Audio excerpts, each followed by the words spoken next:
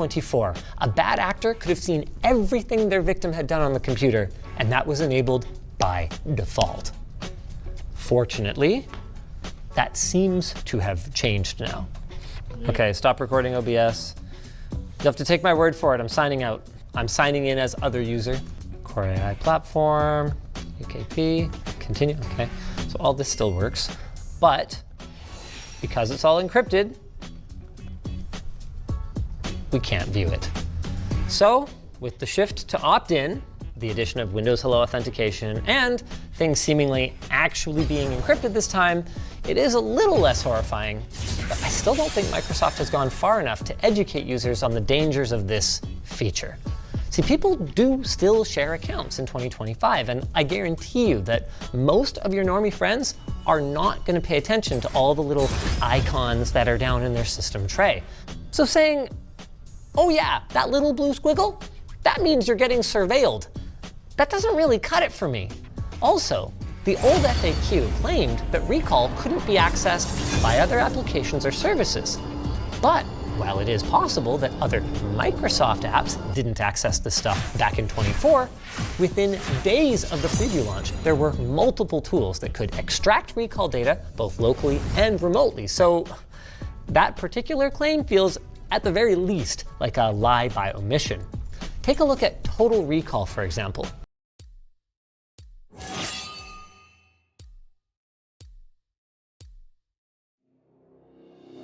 Try and kill me. It's your responsibility to win the game. I'm not going to let you do that. That's how you win the game. How you win the game. Time is in your favor, so play with time. You don't have to rush anything. This is my Challenger versus Emerald series, where I bring on a guest, an expert. We deep dive on a particular champion. We compare their game, their knowledge in Challenger to the average Emerald player. My guest today is Tony Rell. He is the only true Jinx one trick currently sitting in Challenger. He plays on the EUNE server, and this guy lives and breathes Jinx. He blind picks it, first picks it every single game, no matter what. Let's get straight into the details with Tony Rell. Tony Rell, let's start with builds with Jinx. Runes, items, skill order, everything. So my first question here is, does Jinx have like a cookie cutter, like you go the same runes, items every single game, or do you adapt it based on game? I mean, looking at your match history here, is there a certain game here that you'd say is like a very standard build? Yeah, like builds usually on Jinx right now are the same. You know, no matter at what level you play the game, Yuntal Infinity Lord Dominik's is just by far the best, the highest DPS, the most consistent, feels the best to buy. And every time I try different, like Kraken or Runan before Infinity or anything, it just doesn't work as well. Just the damage is lower and it's a bit more awkward to buy. And unfortunately as well, Yuntal right now has not the best build path, but it's the best item in the game right now, so you kind of have to buy it first. And then when it comes to runes though, there's a bit more variation there, a bit more experimenting I've done, and there's multiple things that work, but at the same time you can also just use one rune page and go with it and it's going to be perfect. For example, this one here. Looking at my screen here, so is this the standard build that you would recommend a Jinx player, like picking up Jinx for the first time, no adaptation? Is this the best build? Like this is, how do I say this? It's like the most fun and feels the best because you have mana from Presence of Mind, you have lifesteal from what's called Bloodline, so if you take a bit of damage in mid-game, you don't have to recall instantly. And then when it comes to scaling runes, like Gathering Storm, Absolute Focus, most games, you know, like you play for scaling most of the time because learning phase might be a bit hard, so you have that assurance that you're going to scale. And on top of it, getting extra attack damage from the secondary runes means you can like two-shot the minions with 2 rockets if you don't crit. And if you don't have those, it doesn't work. It's very annoying. So it's just, I basically over the years, I just hyper-optimized everything and came to the conclusion that this feels the best. Otherwise, yeah, sure, Triumph can actually work, but sometimes you have mana issues. And then Alacrity is more damage, which is nice, but it's also nice to be full HP. And yeah, it just... if you want something straightforward, go for that. If not, here, for example, if you scroll down a little, Biscuits and Boots. Better early game. Amazing. The biscuits help you so much against like poke, comps. Like they have like catering or stuff. It's so much better to have biscuits. And then the free boots, it's hey, 300 gold for free. You get your infinity faster. Cool, let's go. Yeah, then you can rush your first item faster. Exactly. So why did you go Alacrity here? And why do you switch it up to, why do you go Bloodline versus Alacrity room? What's the difference between that? Alacrity is pure DPS. It's fun, it feels good, especially because you're forced to go Infinity and Lord Dominic's, because they're just the best crit items right now in the game. So you don't buy that much attack speed until you get your 4th item. So more attack speed feels nice. But then it's like if you go absolute focus, you need to be full HP for it to work. So Bloodline makes total sense because you're not buying any lifesteal. The only lifesteal you have is Doran Blade, which is not that much, and you sometimes, and also if you have Bloodline, you can just sell Doran Blade for, let's say, Infinity Edge. Sell Doran Blade for Lord Dominic, so you can join that Drake fight more powerful. Which, if you don't have Bloodline, it's awkward, because then it's like you farm a wave and you take 100 damage from the wave, and you're now 100 HP lower in a fight. It feels awkward. Let's talk about Cull. What are your thoughts on Cull, Tony? Do you build this every single game? This game you just bought a BF sword flat out. That's pretty crazy for first space of 3 minutes. Must have been chaos. What's going with Cull? Most of the time, like 90% of my games, I would say, maybe even more, I buy Cull every game, basically, right? So when you can afford BF sword, like I have like 3 scenarios, I think. When you can afford BF sword, cool, you got BF sword. But even after BF sword, you can still buy Cull. And the logic behind it, it's the fact that attack damage on Jinx is better than attack speed on Jinx. Because you already have so many attack speed sources. You can just stack attack speed on top of attack speed. You're not going to need that much. You want attack speed and attack damage to have the maximum amount of damage possible, DPS. And when it comes to, for example, the scenario of not being able to afford BF sword first base, you can buy a long sword and a Cull, 800 gold. Guess what? With 17 attack damage, you can farm under turret now. You can farm the casters in one hit. It feels amazing. And also, another cool thing about Cull is the fact that Yuntal by itself takes time to scale, doesn't do as much as, let's say, a Collector or a Kraken Slayer, let's say, first item. It takes a bit of time. So for Jinx, you usually just want to play for 2, 3, 4 items, especially 2 items. And Cull delays your Yuntal a little bit, but speeds up 2nd, 3rd, and 4th items. Which that's what you care about. So it just makes a lot of sense to buy it legit like every single game. Exceptions when, let's say, you bought Infinity Edge first. Now you could afford Yuntal. Yeah, you just buy Yuntal. But in games where I buy I buy BF Sword, I still buy Cull. I'm like 2nd base, I have BF, it's minute 8, I'll buy a Cull and Longsword. That's fine. I can still do that sometimes if the goal permits it, right? Or if I can buy Yuntal. These 2 games, you didn't buy Cull? So yeah, I you think said I just 90% had of games. yeah, I think if you see here, I bought BF minute 4 and then bought like Slingshot and Longsword. I see, it 6. just made sense. Okay. Because I just want to rush it there. I was ahead and everything. But if it's looking rough, it's very chill lane, I'll just buy Cull. And skill order? Is this the same skill order you go every single game? Do you ever change this? Yeah, Q, W, E is the max. But then level 2, there are some arguments. Do you start W or do you get E level 2?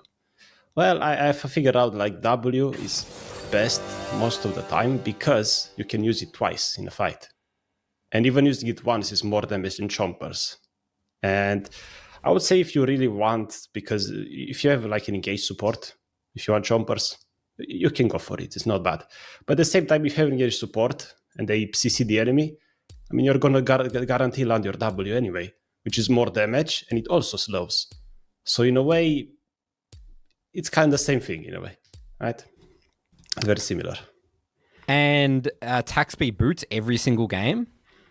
Every single game, yes. You don't really have a reason to go something else. First of all, let's talk about defensive boots. If people get on top of you, you play Jigs, you're going to explode no matter what defensive boots you buy. You're dead anyway. Yeah, it doesn't really matter, right? But now let's talk about Swifties. Well, you know how we talked about like you go Infinity and LDR every game because they're the best items. Well, you know, you don't have much attack speed, so Berserkers just make the most sense compared to Swifties. The extra movement speed is not as valuable as extra attack speed because attack speed at 3 items boosts your damage by a lot because you already have so much attack damage and crit. So I see a lot of the time you're skipping boots and going Yuntal. Is that, or do you want to get boots first? Where I think I saw a lot of Yuntal rushes here, right? Like here we go. So you get tier 1 boots and then you go Yuntal, and you didn't go magical footwear here, right? So Yeah. how do you decide between going tier 2 boots before Yuntal?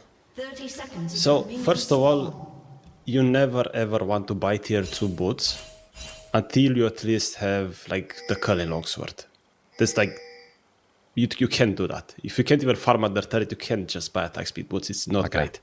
Right? Not even your tier 1 boots, right? You're never going to base for boots and longsword, right? It has to be, this has to be before. Yeah, like I'm never really buying boots and longsword. Not really. Okay. I mean, that's very specific gold amount for it to only pay, I think it's 750 gold, right? Usually have like 800. You buy curl and longsword. But yeah, I just never really want to buy boots when I can buy attack damage. Attack damage early is more valuable than a bit of movement speed for sure.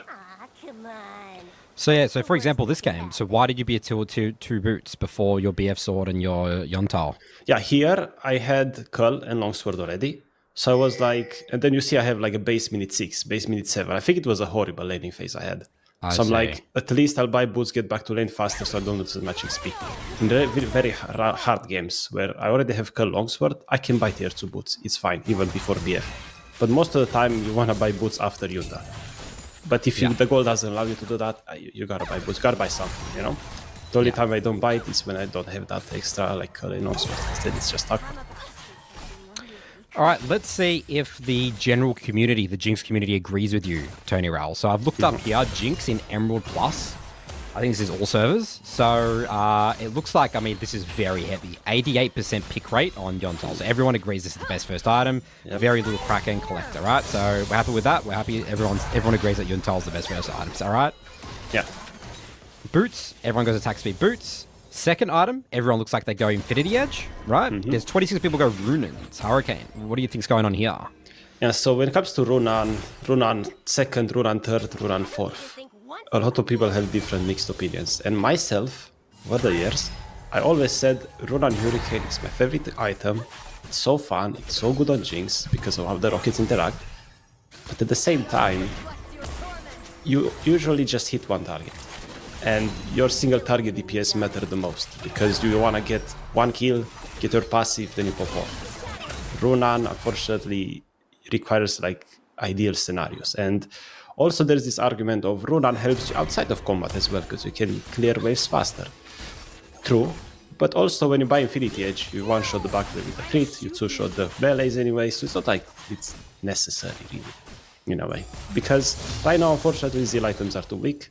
They give you some attack speed, a bit of movement speed. It doesn't really help compared to buy Infinity or Lord of Mix, which are just so much more damage. Yeah, I mean, I didn't even look at the third and the fourth items. Third item, most people are going Runan's Hurricane. Runan's Hurricane's just always here. I'm looking at your build here, Tony. You don't have a single Runan's Hurricane. So you said it's in, oh, here we go. We did go Runan's Hurricane, but you went that like fourth. So Yes. Oh no, that was second. Here I had an experiment fun. This was for fun. I want to prove myself. Yeah, this doesn't feel good. It was horrible. Okay, yeah, It was horrible. Okay, so you typically go Runan's Hurricane fourth item, which Yes. is only 3% of people go that Tony Raoul. So you're like a freak with this. It's like Yes. Tony Raoul's a psychopath. But honestly, I feel like a lot of people in League go with builds and runes based by feel alone. It feels good to have attack speed now.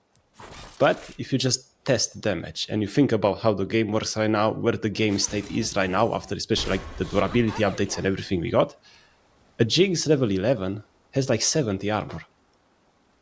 Without any armor items. Lord Dominic's third compared to Runan third deals like if I think of over 100 more DPS than Runan That's a lot. on a squishy target. And imagine now somebody buys armor boots, they buy, I don't know, Randuin Omen, they're Ramus, they buy Tormail. Yeah, you have to get that LDR. You have to. Even if they have 5 Yumis, I'm buying Lord Dominic's third. It's just that good. It's just more damage than Runan. That's it. That's the only reason I'm buying it. So if you need healing reduction, you'll buy Mortal Ramondo. That'll be like a fourth item. Is that what it would be? Third. Instead of Lord Dominic's, right? Oh, look, so sorry, third instead of Lord Dominic's. Okay, but then you would still build Lord Dominic's fourth item. But you can buy both. They're both. Oh, you can't buy both. Yeah, what am I talking Yeah, about? they're both Yes, of armor course. pen, yes. Yeah, It used to be a Zeal item, but it's not. Yeah. Yeah. Yeah, Okay, sometimes so then- you buy it. If they have Aatrox, Soraka in the same team, yeah, buy it. But don't overbuy it. If they have Bloodthirster, Draven, you don't need to buy it. Draven is not allowed to heal because he can touch you, so you don't need it. Right? He's never gonna heal if you play it correctly.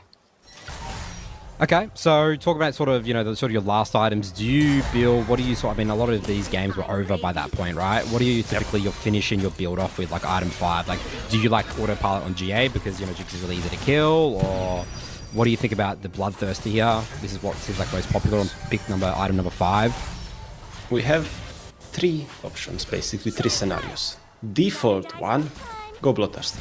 Because it's 80 attack damage. It's a lot. It's huge. It gives you so much damage and it feels nice. Lifesteal very good. But then you have other scenarios where they have Rengar and Pike. I don't know. They're on top of me all game. I'm going GA for sure. Or maybe they are a bit more attack damage heavy. They don't really have any AP damage. GA is going to be a lot of value with armor and revive because they W all the time.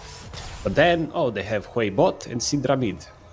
Yeah, probably Mo, or Mo, Hexringer, it's gonna do better because you need so much resist, and this gives you the most survivability, but also give you attack damage because going like pure defensive item like I don't know Randuin Omen or something, it's probably not ideal. It's really not gonna work as well on Jinx when that's the only defensive item you have. So it's better to buy like one of these attack damage and MR attack damage and armor hybrid items like GA and Mo, last item. But default Bloodthirster, amazing.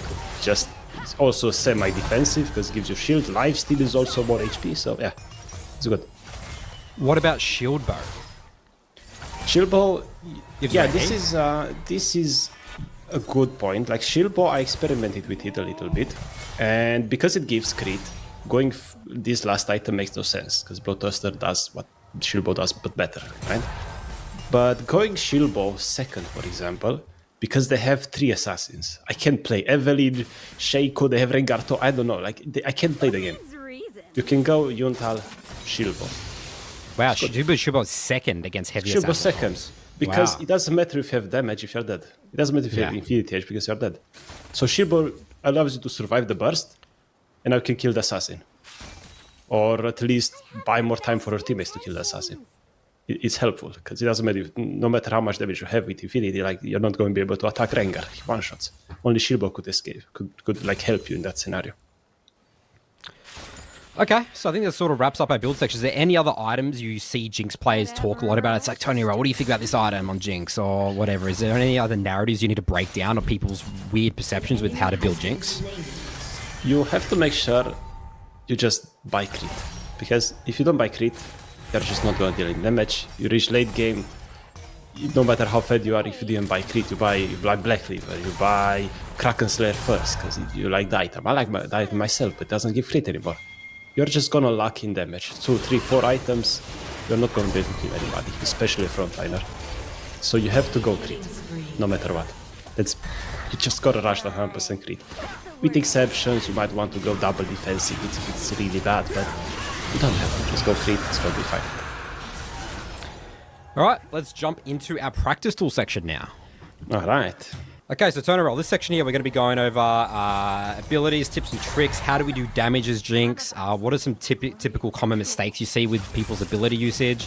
We're going to assume, Tony, that people know the baseline of, Jinx's kit, how it works. But, anything that you think is really important to emphasize with how her kit works?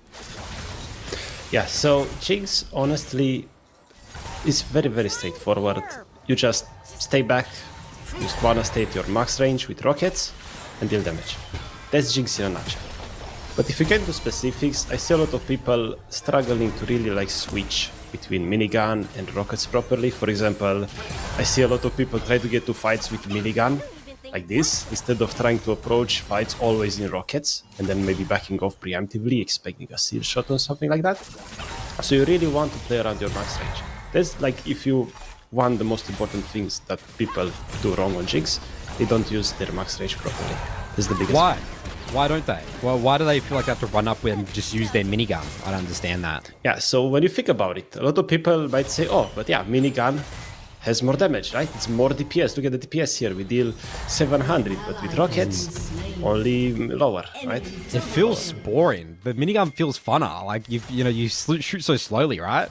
Yeah, but imagine now you play against an ADC that has same range as you. Let's say Jinx has 525 range, and my ADC is a normal Ashe with 600, let's say.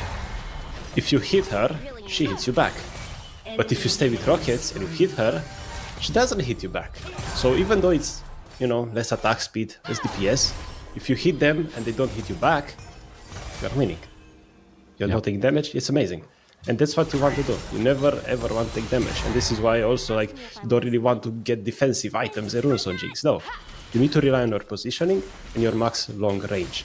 That's what makes Jinx Jinx, and that's why she's amazing.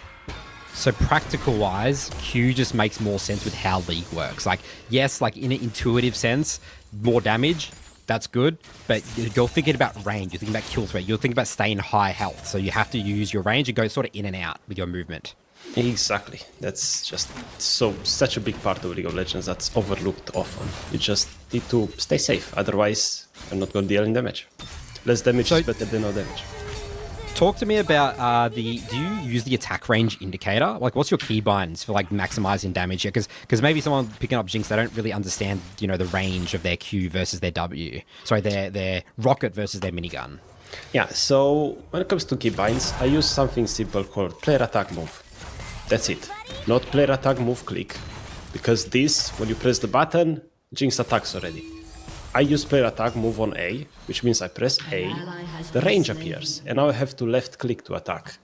I know it's an extra click, but just seeing your range, especially on champion like Jinx, where your range changes constantly based on your minigun rockets, helps you keep your max range constantly. It's so good. I wish Riot enabled us to see the range constantly. For example, if you play Philios with the green gun, there's like a little range indicator constantly. Jinx doesn't have that, so you gotta use attack move, otherwise it's gonna be a bit awkward to stay max range. So even you now, Tony Ra, with the amount of Jinx that you've played, you still use the indicator range of your range, because you want to perfectly be on the cusp of it, is that right? Exactly, it's just you have to use this, because your range, also, when you level up, you get more range per level here, rocket bonus range per level. So you just change this constantly each level. You just want to press A, it shows you the range. Perfect. You don't have to think about it. You have to think about other things. You free up some mental stack. Okay, so that talks about the Q, I guess. So what else do we need to know about Jinx? What are some tips and tricks here? So when it comes to your W, this is an ability that's often misused. Because a lot of people, I see them, they're chilling in laning phase and they just throw it randomly. And that's not really gonna land. It's not often. And when it comes to Jinx, you do have big mana problems early game, especially because Chompers are 90 mana, for example. Use Chompers once, that's like the third of your mana pool early game. So you want to be smart with how you use your W, especially. You don't want to throw it randomly. You want to use W when you know it's gonna land. For example, your support lands a spell, throw W. They're slow, they're CC, W is gonna land constantly. Or you see enemies, especially let's say you bully enemies under turret. A lot of times they're gonna walk through here. This is a perfect time to W. They can't really dodge anywhere. Turret is there, wall is there. They're stuck. It's great. They're stuck. Or when, let's say, people are in lane here and they walk along this wall here. Free W. They can't really dodge it because it's important to not use W, let's say, straight onto them like this. Use it slightly to the right, because now even if they hug the wall, they can't dodge it. And they can go to the right, they're stuck, right? And this is how you want to use W, not spam it. And also a little trick with W, you can W and flash, which sometimes it helps. It seems fun, but maybe not that practical. Sometimes I use it because they're chasing me, I double flash and get out. That's the only time I use it. Sometimes I use it, maybe once in 20 games, but yeah, something to keep in mind. I guess that it's really fun to, League's you want to be using abilities, people's mindset is, right? They feel like they're not doing enough using abilities, but you're comfortable just sitting there auto-attacking and only waiting for high percentage Ws. That's the only time you've got to, you don't waste it. It has to be like guaranteed to hit. Yeah, because for example, you chase somebody. You chase them with rockets, basic attacks, and then W. W misses. Oh, now you rooted yourself, because when you zap, you can't move. So you're not gonna catch them anymore. So it's like if you know it's not really gonna land, it's best to just not use it at all. And do you personally use the W range indicator as well? The W, like seeing have the line, the thin line, or you do not do that? You don't. You just Not really, because having my A clicking shows me attack range, and I know my W range is just almost double the rocket range, for example. And this kind of helps me gauge, oh, I know it's gonna reach around there. This kind of how I got used to it. But when it comes to W, you kind of get used to it more than when it comes to basic attacks, because W is the same always, no matter what. And also, when you throw it, it shows the indicator. So you just get used to it really fast. You just start to know your W range constantly. What are other things that you see Jinx players that you coach, Tony, the way they play Jinx, maybe movement or whatever? What other things do they mess up? Is it bad Chompers placement next? Yes, Chompers are very low accurate because they don't work half the time. They really don't. They take a long time to reach, take a long time to arm. People can just go through them all of the time. It's very awkward. And the biggest problem I see people do, they don't use Chompers. That's Oh, they don't use it. They don't use it. You get to a fight. They'd love to use it. Right? There's an enemy, you are here, we go to a fight and they start attacking. Okay, they play correctly, they use Q, they're very, very good players, they know how to use Q. But now the enemies flash and dash on you. Oh, that's awkward. What about you throw Chompers and then you start attacking? Now it's a bit more awkward for the enemies, you know? Even if they have flash, they have to get really close to Chompers, then flash. It gives you more time to react. So basically you can use your Chompers as a frontliner, as an ally. You have to use them That's that why way. you think of it as like a tank for you. Exactly. Right? Because I see a lot of people, they get into fights, they get a couple passive stacks, they're very fast. And now teammates are behind you. Because you're so fast, you leave your teammates behind. And then you start attacking the next target, you're frontlining, they get on top of you. But if you just place Chompers between you and them, now what? They can't do anything. They literally can't do anything. What about when it comes to placing Chompers on top of yourself? Let's say you got like against assassins or melee champions. Like I feel like Jinx players do that a lot, and it's a bit annoying because I play a lot of melee champs. Do you ever think about, or you think you would just save it, or you're already dead if they're already on top of you? Yeah. So let's say an assassin comes from the river, right? You don't really want to place them, like let's say, very close to them, because that way they just go through them. The Chompers don't have time to arm. But then when it comes to placing them on top of you, right? This is not very great because let's say they have Talon, he jumps on you. Well, he's gonna damage you anyway because you're inside your Chompers. What you want to do instead is, you know, if you don't have much time, just throw them slightly in front. Now you can hide behind them. You can run around the Chompers, it'll be very annoying. Or if you have a lot of time, let's say you're trying to get your turret, you can throw them in front of you and run through them. Because a lot of the times, let's say you're here, you might not have the best angles to like throw them. I know you want to block somebody, sometimes you don't have the best angles. Usually, let's say you are walking through the jungle. You might not have the best angles to throw Chompers, let's say here or here to get away. You probably just want to get them in front of you for a better angle sometimes. It's kind of hard to explain, but usually, like legit, as long as you use Chompers, they're not in the enemy's face where they're just gonna dash to them before they activate. It's all good. You don't really have to overthink it. Just throw them, make sure you use them. This is the number one priority. And then everything else you just learn as you go. And what do people need to know about your R ability, your ultimate? Yeah, ultimate also. Very, very important skill that a lot of people throw for fun a lot of the times. I mean, it's a fun ability to throw a nuke. I mean, come on, it's fun, right? But you gotta make sure don't waste it, because if you waste it, it could mean the difference between you get your passive or not at the beginning of the fight. So, usually when it comes to your ultimate, a habit I have, I get level 6, instantly I'm looking, oh, mid lane, top lane, anybody low HP. Just wanna look. First thing you think, instantly. Yeah, Okay. yeah, because Jinx in the early game, usually, you're probably not gonna win lanes. You're probably gonna go even most of the games. So you're not Probably killing the enemy. You're not killing your counterparts. You're looking to fish level 6 Rs on mid and top. That's actually your priority because you're not fighting. You're scaling a lot. Very interesting. I've never thought of it that way. But that makes a lot of sense. Yeah, so sometimes, yeah, you're gonna have to use your ult in lane because you get kills and so on, but you don't know when that's gonna happen. But if you see somebody low HP in mid lane, I mean, that's like a free kill maybe. You should do it. You should just do it. And the more you do it, the more you learn how to do it. So don't be afraid to throw them, even if you're unsure, oh, he's low HP, but I don't know, he's got 450 HP, can I do that much damage? Don't worry, just do it. Limit test. Limit testing, right? Smart limit testing. And then when it comes to using your ultimate in fights, let's say, don't try to use ultimate like right at the start. They just started engaging, everybody's still full HP. Don't do it, because ultimate is missing health.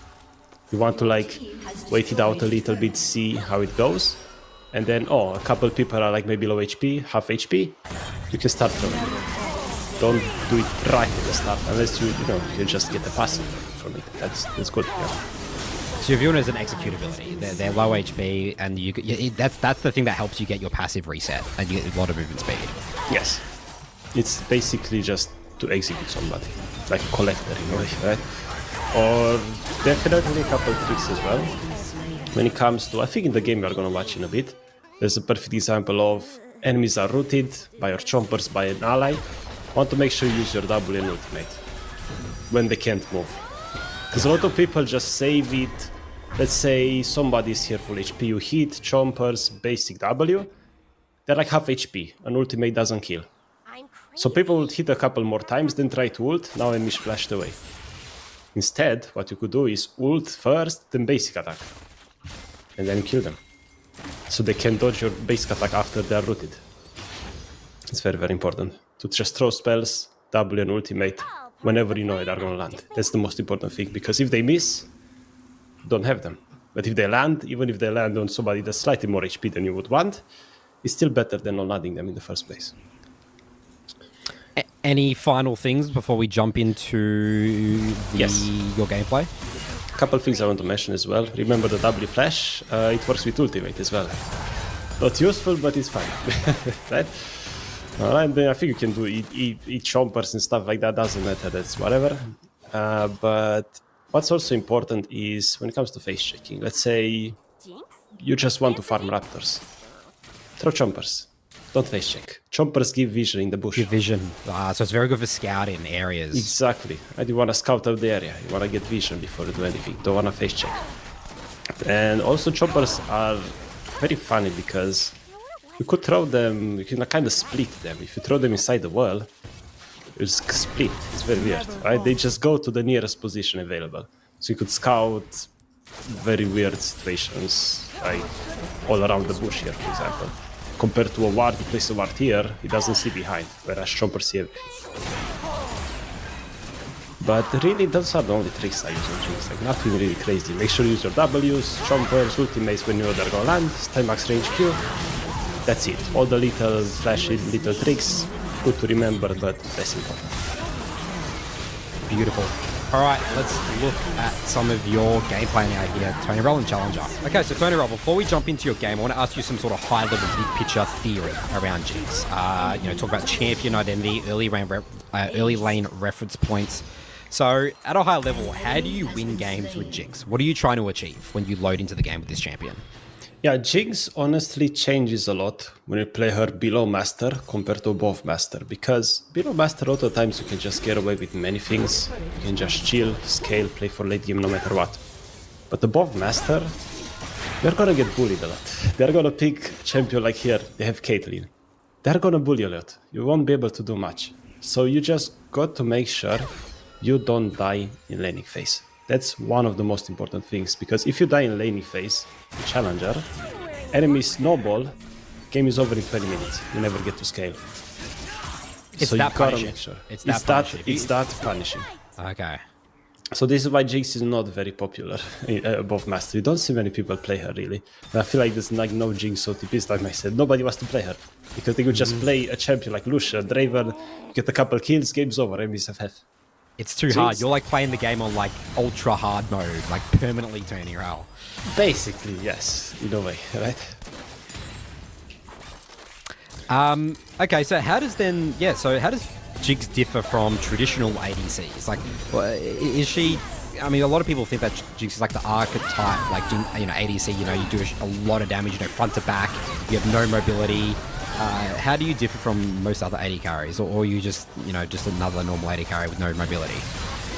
Jinx is basically the ADC that has like no mobility, nothing, just deal damage with basic attacks mostly. Like similar to Aphelios, but Aphelios is more of a caster, let's say. Jinx, she's a basic attacker. Most of her damage comes from basic attacks.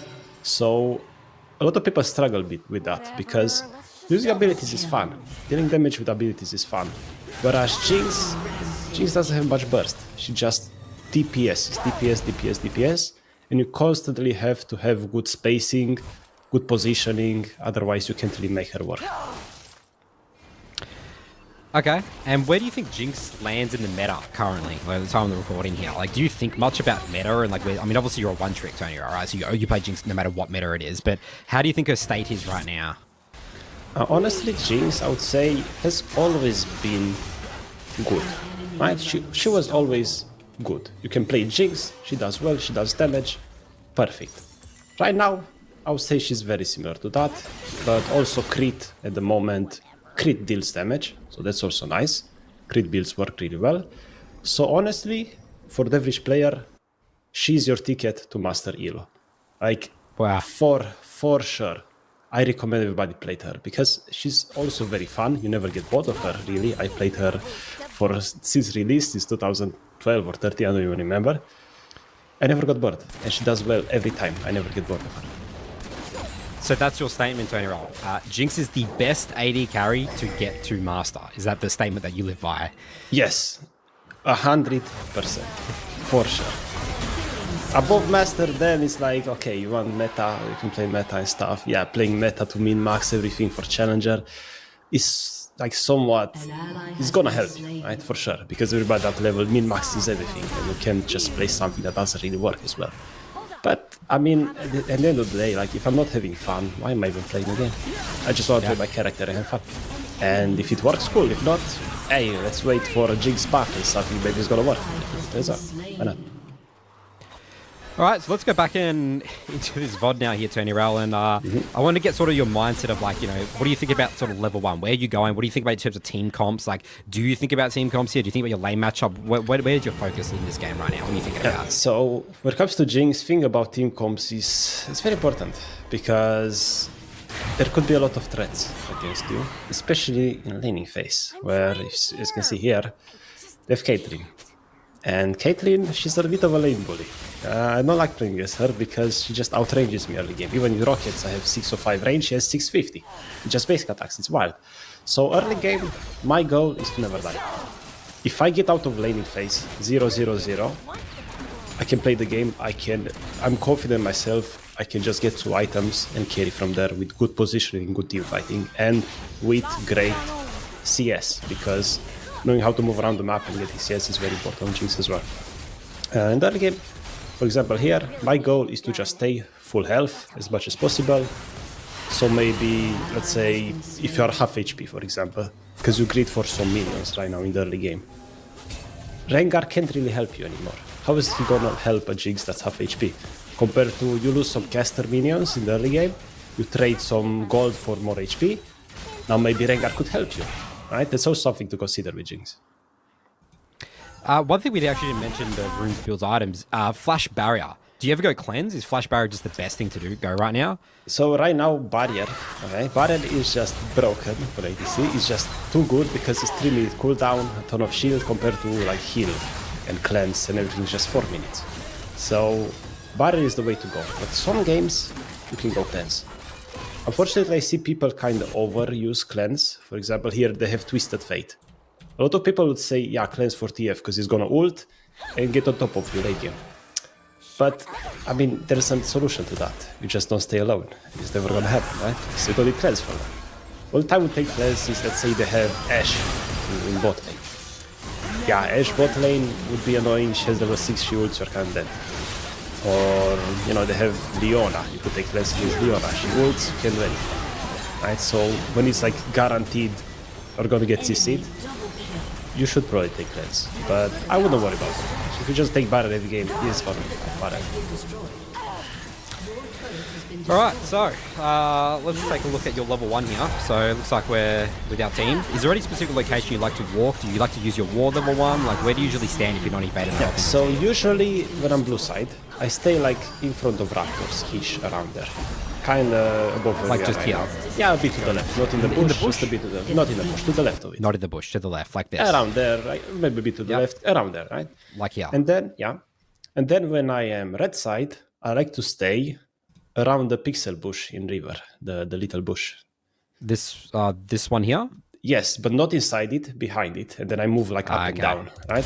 So the problem, the reason I'm not staying in tri-bush, let's say even if I'm blue side and I want to go next to the tri-bush, I don't want to stay inside the tri-bush because then it's like enemies hug the wall, it's too late. You are dead by the time you see them. But if you kind of leave the tri-bush and you go a little bit inside the river, you can see enemies from miles away and just run away. It's all good. But then... So you don't sit in the bushes. You're sort of like, on the outskirts, you can run away. So you're not going to get caught in the bush. Exactly, right. Because if you stay in the bush, they go next to wells, it might be bad. It might be too late already by the time you see them. But then another thing that's very underrated on Jinx level 1, you saw here level 1, we stacked. You should stack with your teammates in a bush. Just say stack in chat, ping a bush somewhere. You usually stay like right next to the red buff, or usually next to red buff, both side, top side, doesn't matter. You stay with your teammates there, the fight happens level 1, you get passive, guess what? You can get pet lucky level 1. You hit you're a rocket. Good level 1 champ. Yeah, you're really good level 1. Enemies are gonna be grouped level 1. You have rockets. You hit somebody with rockets, you hit 4 people, it's like 200 damage per basic attack level 1. No other champion can do that. No other champion. So you ping your team and tell them to stack. Like, where you do that every game? Like, do you tell people to stack here on blue side? Like, you want them to stack here? Like, where do you go? I actually stuck like right next to the red buff somewhere. You like one of this here. one or the bush to the left. Yeah, the bush to the left sometimes, or sometimes around the mid lane. Depends where my team also wants to stack, right? Okay. But it's not a rule. When they have Milo, Caitlyn, maybe I don't want to stack, but I think teammates call the stack here, right? But when they have a hook champion like Pyke, Thresh, Blitz, always stack. You're going to be surprised. They're going to invade. Call your team and stack. It's so huge. You're going to get a huge advantage. It's crazy. Okay, so talking about sort of starting in lane or whatever. You already thinking right now? I'm already conceding this lane. I don't need to be in lane. I'm already going to lose level 2. Like, do you not like? Yeah, here it looks like Toronto's doing some weird things. So you're trying to like maybe come help. Yeah, I want to help because I know in this lane, I really won't be able to touch minions. First couple waves, I'm expecting already they're gonna bully me and they're gonna bring the minions under my turret, and I know that already. So if I lose some minions, it's fine. But at the same time here, I'm like, okay, she's gonna Q basic me, but I get the 3 melees. And I have Nami for sustain. I'm more than 80% health, this is fine. So basically I want to preserve HP, but I'm also using HP as a resource. If you're full health, you're not regening anything. You're missing free HP basically, right? So taking a little bit of damage. Tony. So like, because I'll say everyone right now here, Tony, like Caitlyn's walking at them. You got your support there. They would start hitting Caitlyn right now. You're so mindful about your HP.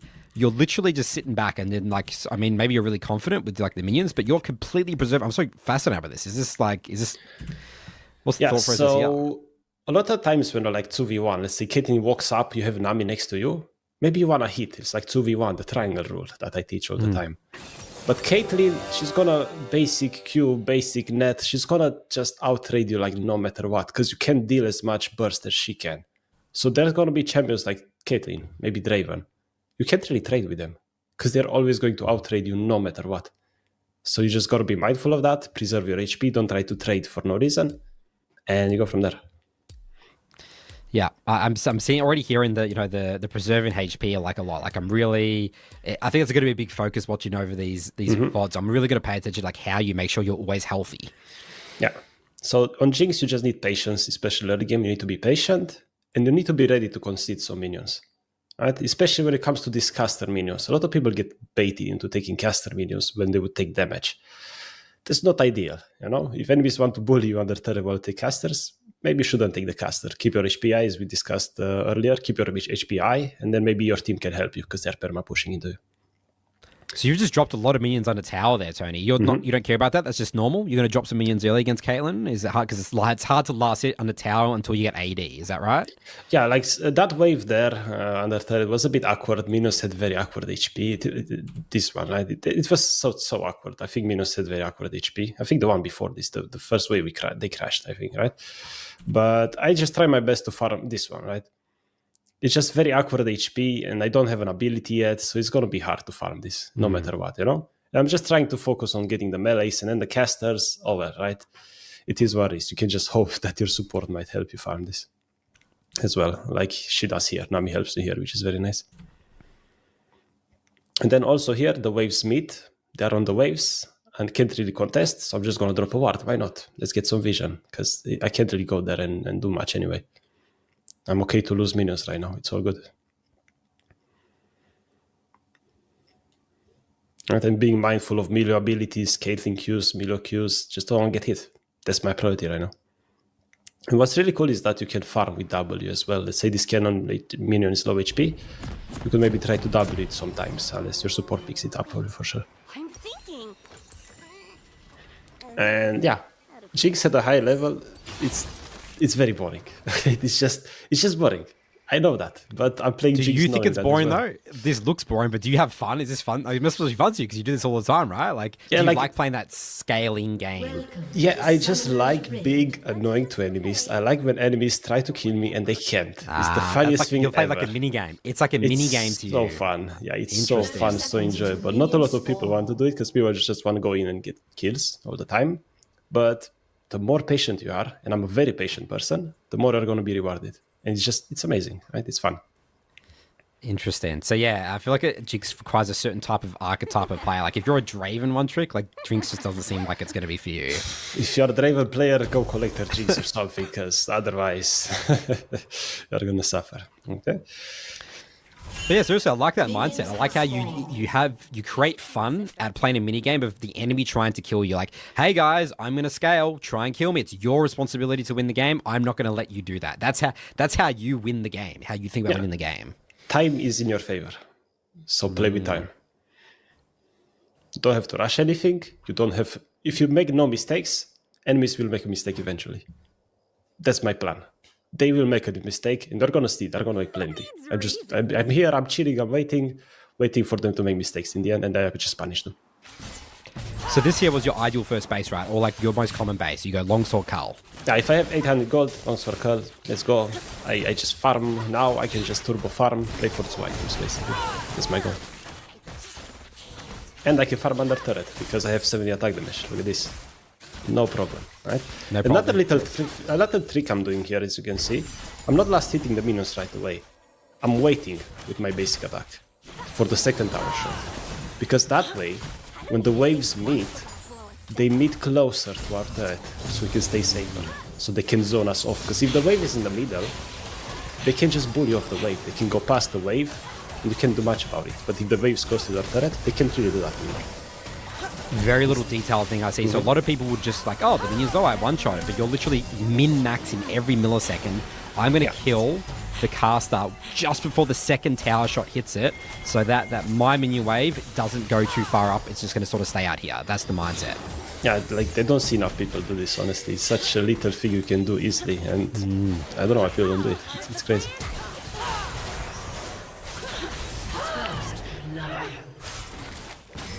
And as you can see, right, I'm just respecting the Caitlyn. I don't want to trade 1 for 1.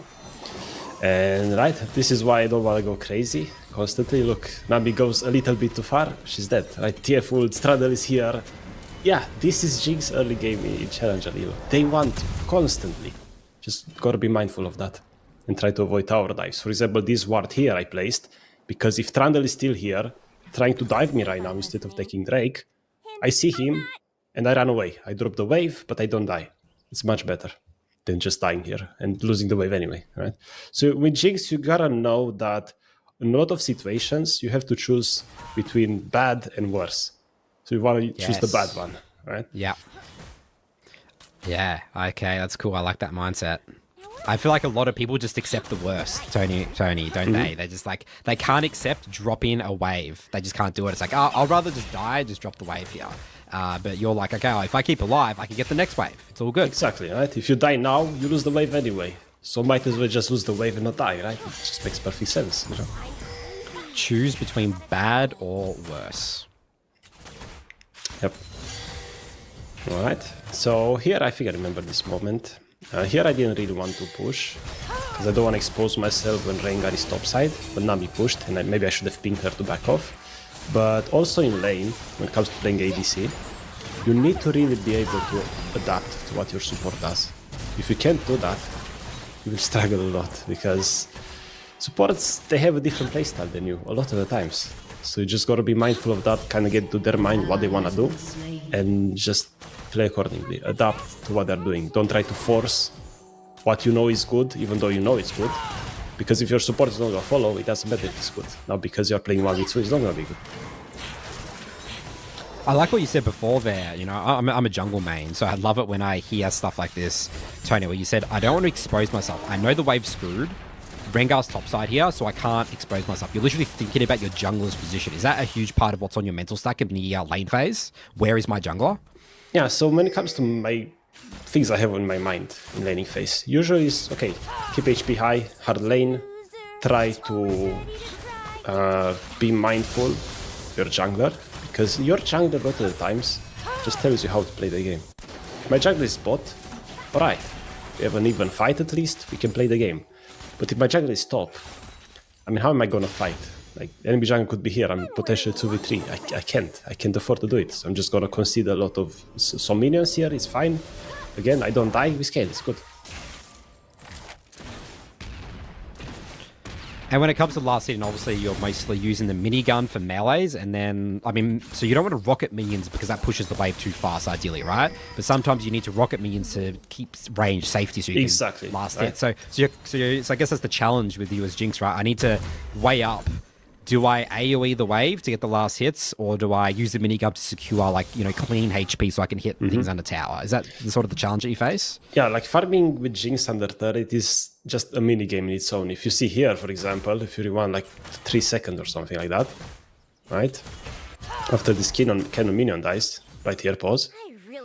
Right, look at this. You see like one minion under turret that needs to take one more tower shot. The melee one, the one to the left, that one. Needs one more tower shot. And then the low HP caster needs one basic from me. Like 2 basic attacks from me to die. Or 3, whatever. But it's like, if the tower hits it, it's dead. So I know that I don't need to hit the melee right now. I should hit the caster first. And that's what I'm doing. Hit the caster once, hit the melee now I hit the caster again. This is like little min-maxing you do with farming after you get used to it. And what I like about Jinx compared to other ADCs, when I try to farm on the turret with other ADCs, they just don't have the attack speed. It's hard to do little tricks like this because you just don't have attack speed. Compared to Jinx, you have minigun, you have no items, you have over an attack per second already, level 1. It's not level 1 maybe, but level 2, 3, it's crazy. An enemy has been slain. And now jungler's recalled here, and guess what? It's more or less... Look, I'm not hitting the minions. This is something I see people do a lot. A mistake, a big mistake. You have minions in your face, they hit the minions. Here we have 3 minions close to our turret. I just don't hit them. Right? I want the wave close to my side. Again, my Rengar recalled, he's going top side. Chill, let's chill. He's going void traps. Let's respect that. Let's not do anything crazy.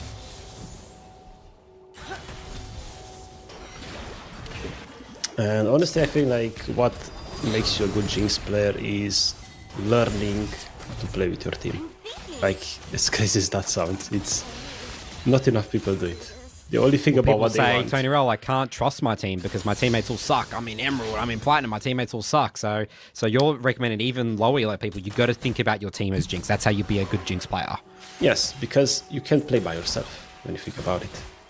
You can't do much by yourself with Jinx, especially in early game. What can you do? Even late game, like you can't frontline by yourself. It's very rough. It's very rough to do anything. So you just gotta get into the mindset of your teammates, see what they want to do, what they're doing, and adapt to their playstyle because they will not adapt to yours. And also, like when I hear people calling their teammates bad, it makes me laugh a little bit because you are in solo queue, right?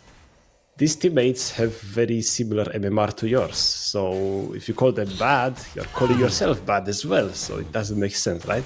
I never call my teammates bad. I just say, they misplayed. They're not playing that well right now. It's okay. Let's try to make it work anyway. I'll just believe in myself. No big deal. And your mindset, Tony, is to more adapt to them and put yourself in their shoes. You're constantly thinking, what does my Nami want to do here? What does my Rengar want to do? And I will adapt to you.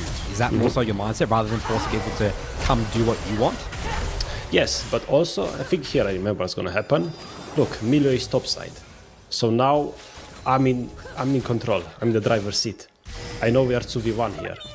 So I know we can play aggressive now.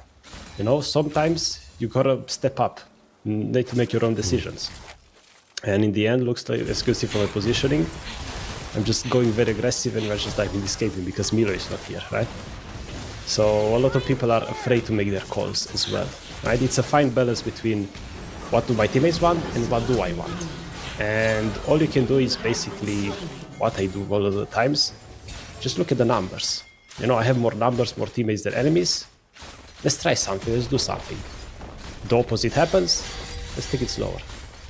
I find people really struggle with that, Tony, because if you think about what just happened this game, you played really defensive, really safe, waiting for them to make mistakes for 10 minutes, and suddenly you flip that switch to like, okay, Millie, stop, I'm going aggressive, I'm killing, I'm pushing forward.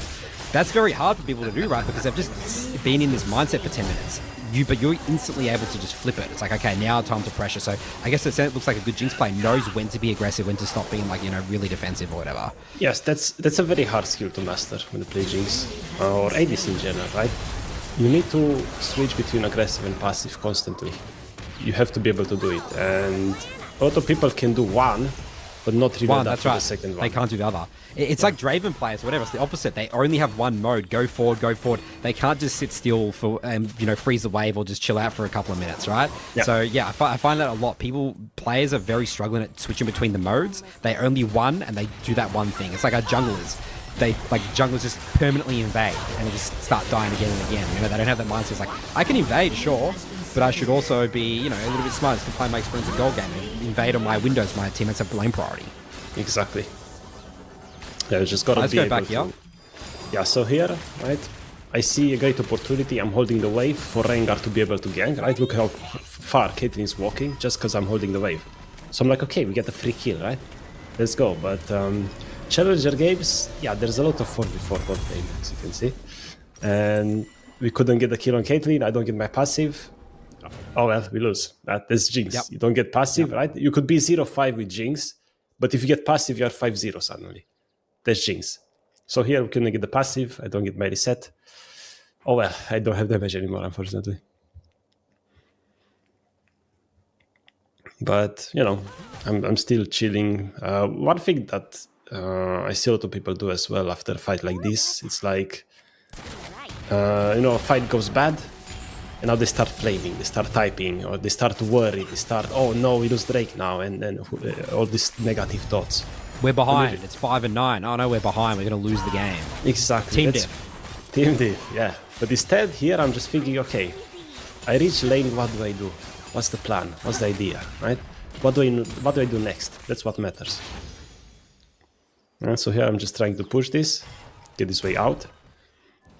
And now I saw Trundle going to our jungle. Okay, right? I try to maybe check, go help. But if Nami recalls, maybe I'm just gonna chill, right?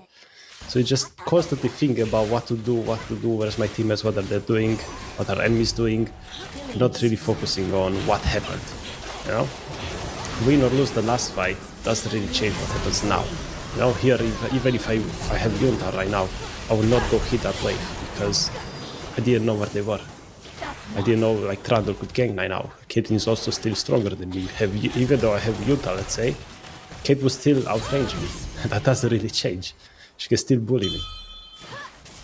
And here I was just waiting for Nami. With Jinx, you could just W from safety. Like, if you can't walk up to the wave because your team's dead, you can still get last some minions with W, which is still a pretty cool aspect. Exactly. This makes her also like really, really decent in a hard matchup, right? And this is why I personally just blind pick Jinx every game. I take the first pick from my teammates, so hopefully my teammates get to counter pick the enemies, and I'm just gonna chill if I have a hard matchup, and it's just fine. No need to worry. And as you can see here, right? But Caitlyn, yeah, you shouldn't mess with that a little. I pushed my limits a bit too much there. So let's talk about this here, because you talked about in the practice tool section here. It's like, you know, R's an execute ability, but you're just W into R all the time. Like you see Q, like you always use it, even if they're not in execute range, the I, because it's just too good of an R situation. Yeah, here I'm like, okay, I'm gonna ult because I have an opportunity to maybe get some damage on them. So might as well ult, put it on cooldown rather than just not use it all. And like 80 seconds later, I have it up anyway, so might as well use it, right? Because again, it's high percentage. You can hit it with your chompers. Yeah, it's like some damage is better than no damage, right? And because I did, look, now, you know, she's lower now, right? It's good, it's fine.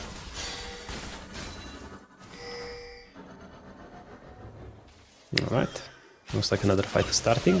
Again, like the standard 4v4 bot lane. But yeah, this is just a hard lane and it's really hard. Like she hits a couple headshots, a Q, my HP is gone. So me trying to go for that little trade there lost kind of my entire HP bar, which wasn't ideal, right? I thought we could maybe burst her down because now we ulted and everything, but I overestimated my damage there a little bit. But that's fine, right? As long as you don't die, it's all good. You keep to get waves. Like here, you just get another wave for free. And honestly, because mid-game starts now, a skill that's really cool, like you gotta master on Jinx, is not going to stay for waves a lot. Here, for example, I stayed for this wave, even though a fight just happened bot lane. For two reasons, right? First, I saw Trundle top lane, I'm pretty sure, so I know the jungle is not here. And then, I mean, Caitlyn got first turret. What does she do? She usually would go mid, let's say. That's what most people would do. So I know they're not going to be here for a little bit at least. But in this case, I mean, Caitlyn went bot anyway, because I think TF was mid, right? The game is ever changing. But basically now in mid game, the game becomes turn-based in a way. I go mid, catch the waves. That's my #1 priority. That's my job. I need to be there and catch the wave every time. And then I just go with my teammates and see what's up, you know? If the fight is good, let's go. If the fight is bad, let's do something else. And that's basically it. Legit, it sounds very simple, but I mean, reality, it's, you know, there's so many situations happening constantly. You just gotta make split decisions constantly, like here, for example, right? I'm not going to help the Nami. She's already dead. Might as well stay mid, wait for that wave, instead of trying to go maybe kill TF. If I do that, I lose a wave. Every wave I get, I scale 30 seconds faster. That's kind of how I see it. If I lose a wave, right? If I lose a wave, I scale 30 seconds later. Right? And here, for example, even though I'm under turret, right? And I want to defend the turret, I kept my distance because Trundle was coming, so I didn't die, which is great, right? A lot of people think just because you're under turret, you're safe. You're not safe, not at all. Right? A lot of people walking up hitting this. They'll be hitting right now. They'll be walking up right exactly, now. right? 100%. When it comes to farming, you need to have patience because you don't need to hit the minion right away. You need to let the turret hit it twice, then you hit it yourself. And now because I kept my distance, look, I'm just fine. Place chompers, make him go around a little bit, and manage to get out this time. This is so important, Tony. 90% of AD carries would die right there. 100%. Yes. I'm the jungler killing the AD carry there. The AD carry always dies there. I'm so impressed by this. This is like crazy. It's a game of patience when you play Jinx. And it's the bad and worst thing again. I would rather survive and lose my tower than die and try and defend my tower. Because if I die, I don't get this wave. Right? This wave I cannot get if I die. But now because I didn't die, I get the wave. It's huge. It's possible. I really hope that this video, Tony, is sort of like eye-opening for people. It's like, this is what one of the best Jinx players in the world, One Tricks, is how they play in the game and winning the game. It's like, wow, like maybe I actually, because a lot of people just don't have faith. People just think, oh, like I got to do crazy things. I got to help my team. Like, how do I impact the game? But you're like basically playing perfect Jinx gameplay from your eyes right now, right? And you know, this is all you can do. I'm basically doing nothing in a way, which is funny, right? Yeah. Sometimes doing less is more. Yeah, that's about it. And also here, right, look, I'm keeping the wave here, at least a little bit, because I'm thinking the next wave arrives, maybe I will grab the wave closer to my turret again. Although here, I just really would love to recall, because I have like money for a BF sword. But look, I'm looking to recall, but then I cancel my recall because, okay, TF catches the wave. And also, you see, like, I'm not waiting mid lane. Instead of waiting mid lane, I was kind of going with my jungle towards Rengar. You gotta like learn to hover your teammates. When there's nothing to do, try to go towards them. Nothing happens, cool, you go back. But if something happens, you're there. Give yourself more options. Because a lot of people right now, Tony, they'll be like, oh, I'm just going to wait for the next mid wave, and they'll just be standing here. And just, but you're saying, like, if you can't catch the wave, you should just start walking towards Rengar. Even if nothing happens, just walk towards him so that you can help if something crazy happens. That's your mindset. It's like, wave, move, wave, move. Like, imagine like Milio tried to ward like, right next to Rengar, for example. I would be there, kill Milio. But if I wasn't, Milio would just ult and get up, maybe, right? I feel like that's a big part of playing high-intensity League of Legends. So I think a lot of people just autopilot, especially, you know, they're so bored with Jinx. It's like, oh, just catch mid. That's all I'm doing. I'm on mid catch you. That's what Tony says, mid-wave. But it's like it's more than that. It's like mid-wave and check team. Mid-wave, check team. Yeah, and what I really like about this quote-unquote boring gameplay is the fact that you have time to think about other things. And it's huge, because I feel like people don't think enough in their games. Like, for example, I just mentioned autopiloting. I can't really play more than 4 hours of League every day. I just cannot do it. It's too much for me. I just don't play well, so I stop. Right? I just play the game when I know I can play the game. If I can't play the game, I'll just do something else instead. You know, have some fun, play other games, or review my games, or do something else. Right? Learning League is not all about playing League, which is also very, very cool to think about.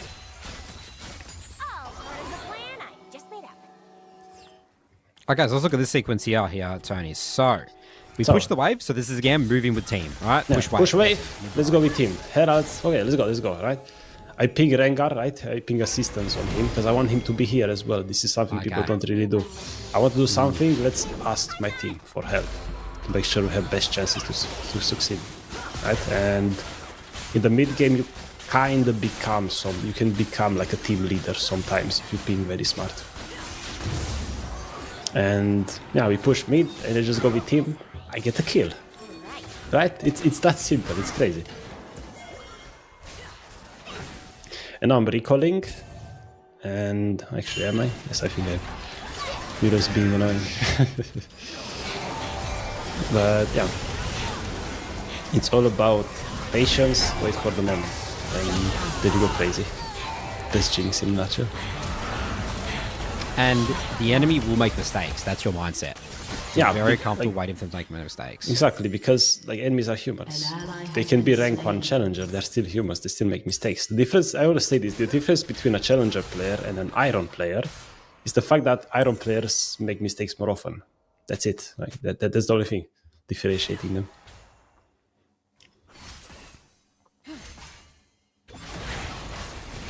And here we have a fight that I'm very, very happy to join. Because I saw, like, I think their TF was top. And it's a perfect fight. You have distance, they're not focusing you, they're using all their abilities on your teammates, and you're just coming to clean up. Yeah, like that's ideal, right? You don't want to be in the fights right away. I see a lot of people, let's say the enemies have Malphite, for example. They see Malphite, they want to hit Malphite. Maybe you shouldn't. You should wait for him to ult first, right? It's very important.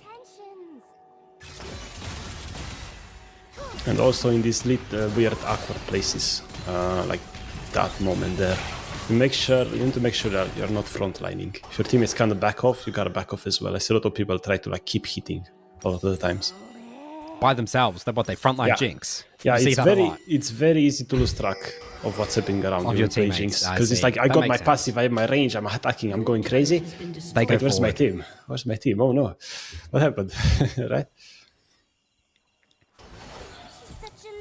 And this is like a crazy, like 1 minute attack and fight. We've been here for a while. I'm just trying to not get killed. I'm trying to play as safe as possible and wait for my opportunity, right?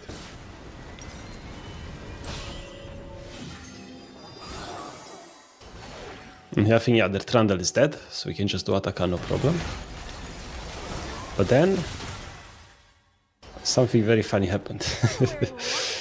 Right, so talking about like Chomper's usage, right?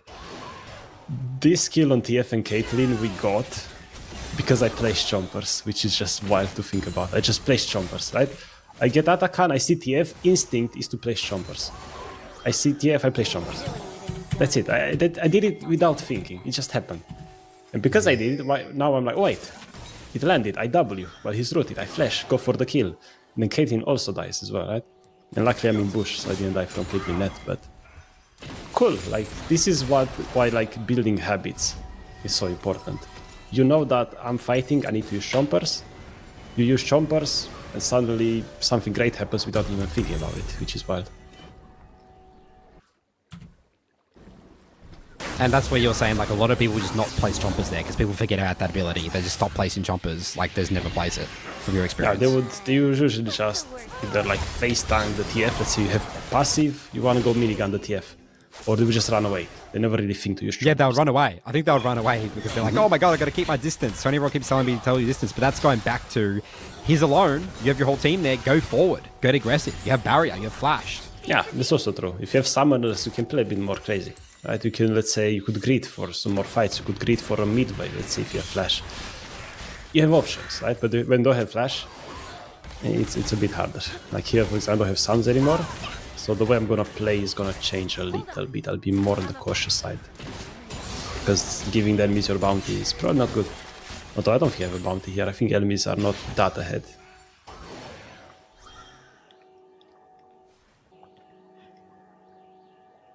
Alright. I'm thinking. Let's see what happens here. So you figured about your Infinity Gold here, your Infinity Edge Gold. Are you saying, like, I want to just stay on the map for Infinity Edge Gold, or you're not really thinking that much about that? Honestly, like, I never recall for items, really. Like, I recall when it makes sense. And in this sequence, like, recalling made sense because, you know, just got Drake, fight happened, enemies, we don't really know where they could be. We got the bot wave, we try to get turret, oh, sign is there. Let's just recall, because if you overstay, then maybe more enemies will arrive, TF will ult and everything. But in this example, I mean, Simon made a mistake, he didn't know about Rise, I think. So he just died. I might as well follow a fight, if it's really good. Even though my initial goal was to recall there.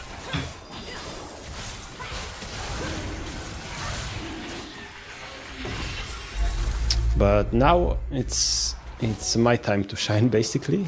Like, you see, I'm 2, 1, and 4, minute 24. I didn't really do anything crazy, didn't do that much. But now I have 2 items. Now it's like, I can actually deal a lot of damage. So I'll be more willing to maybe, let's say, drop mid waves. See here, I'm thinking about the mid wave, but I see a fight happening. And I want to join the fight. Yes, I'm strong. I can get kills. Why not? That's the mindset I have right now. Usually, yes, you want to get every wave, but, you know, and knowing when to skip waves is one of the hardest things I had to learn. Because most of the time, like 95% of the time, you get a wave, and it's perfect. But you can do that always. And those little differences, if you play like the highest level, do make a difference. Yeah, knowing when to skip that 1 or 2 mid waves to, like, win the fight. Yeah. Reasons. Alright, let's see what happens here. Yeah, so here you see like Caitlyn, right? She's over there. But I don't want to get close because I need to wait for my teammates. I don't want to step up by myself. Right? Especially I don't have flash. Imagine TF could ult on me if I farm that wave. Not great. And then I get the mid wave again. Let's go with teammates. There's the game flow, there's the plan. And sometimes you deviate from it when you skip a wave, but overall, the rules don't lie. They are rules for a reason, because they work. And here I messed up my chompers a little bit, but yeah, placed against this, right?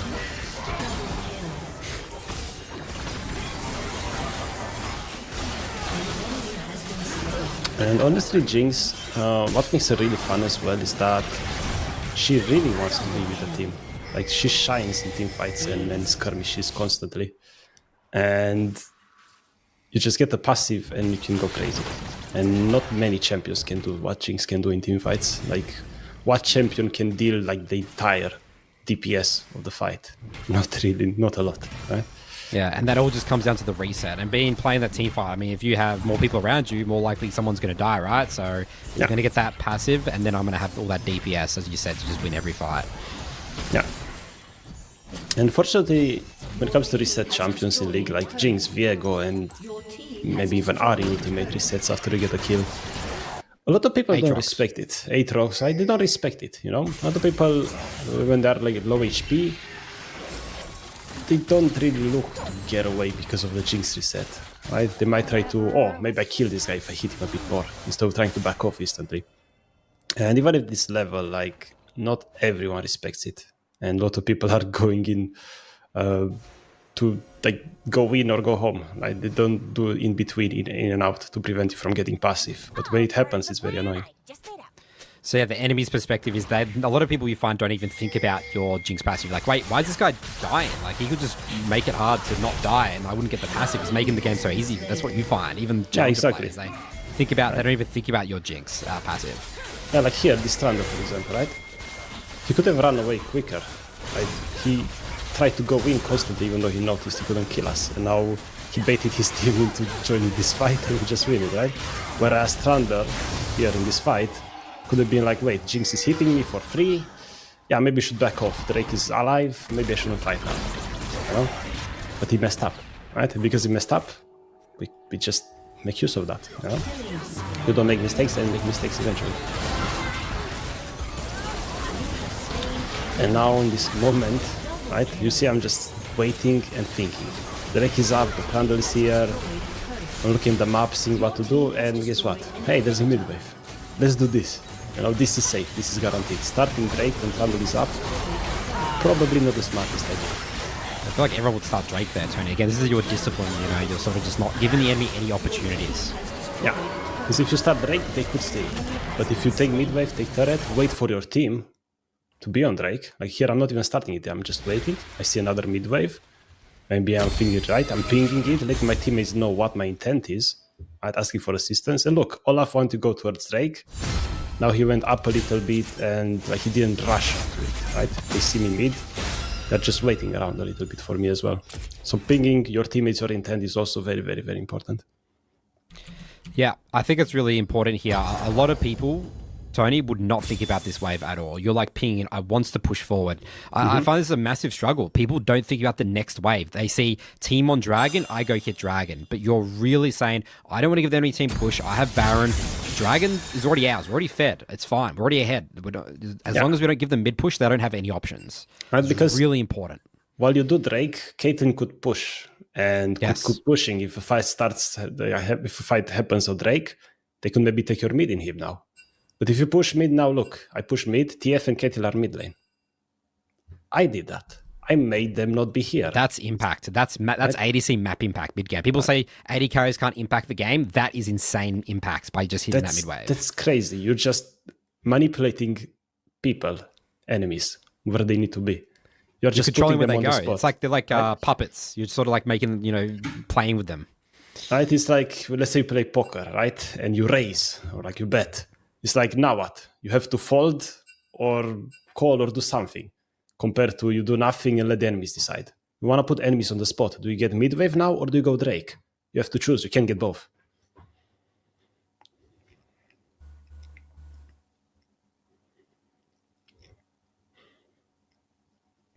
And about jungle camps, by the way, I usually don't really take jungle camps most of the time, unless there's moments my like ADCs this are taking my Wolves and Raptors all the time, Tony. What are you talking about? Why not?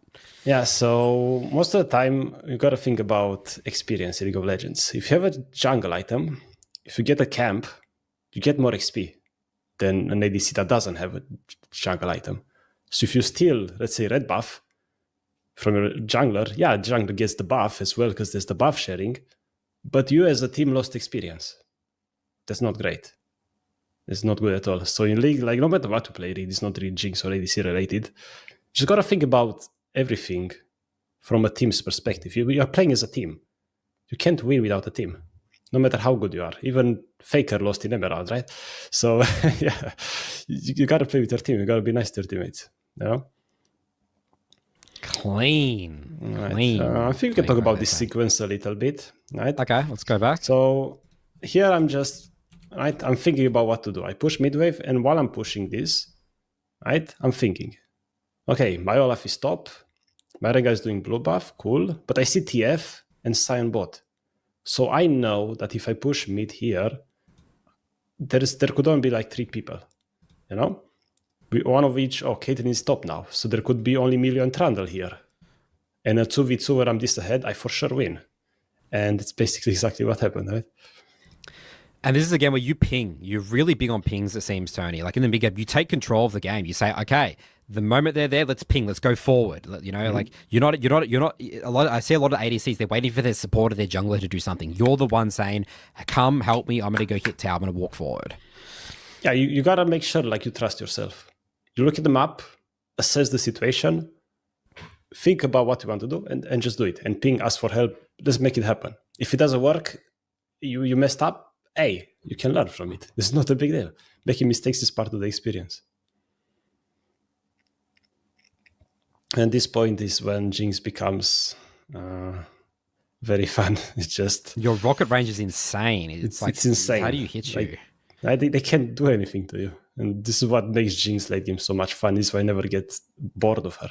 You're just constantly in and out, hitting them. They can't do anything about it.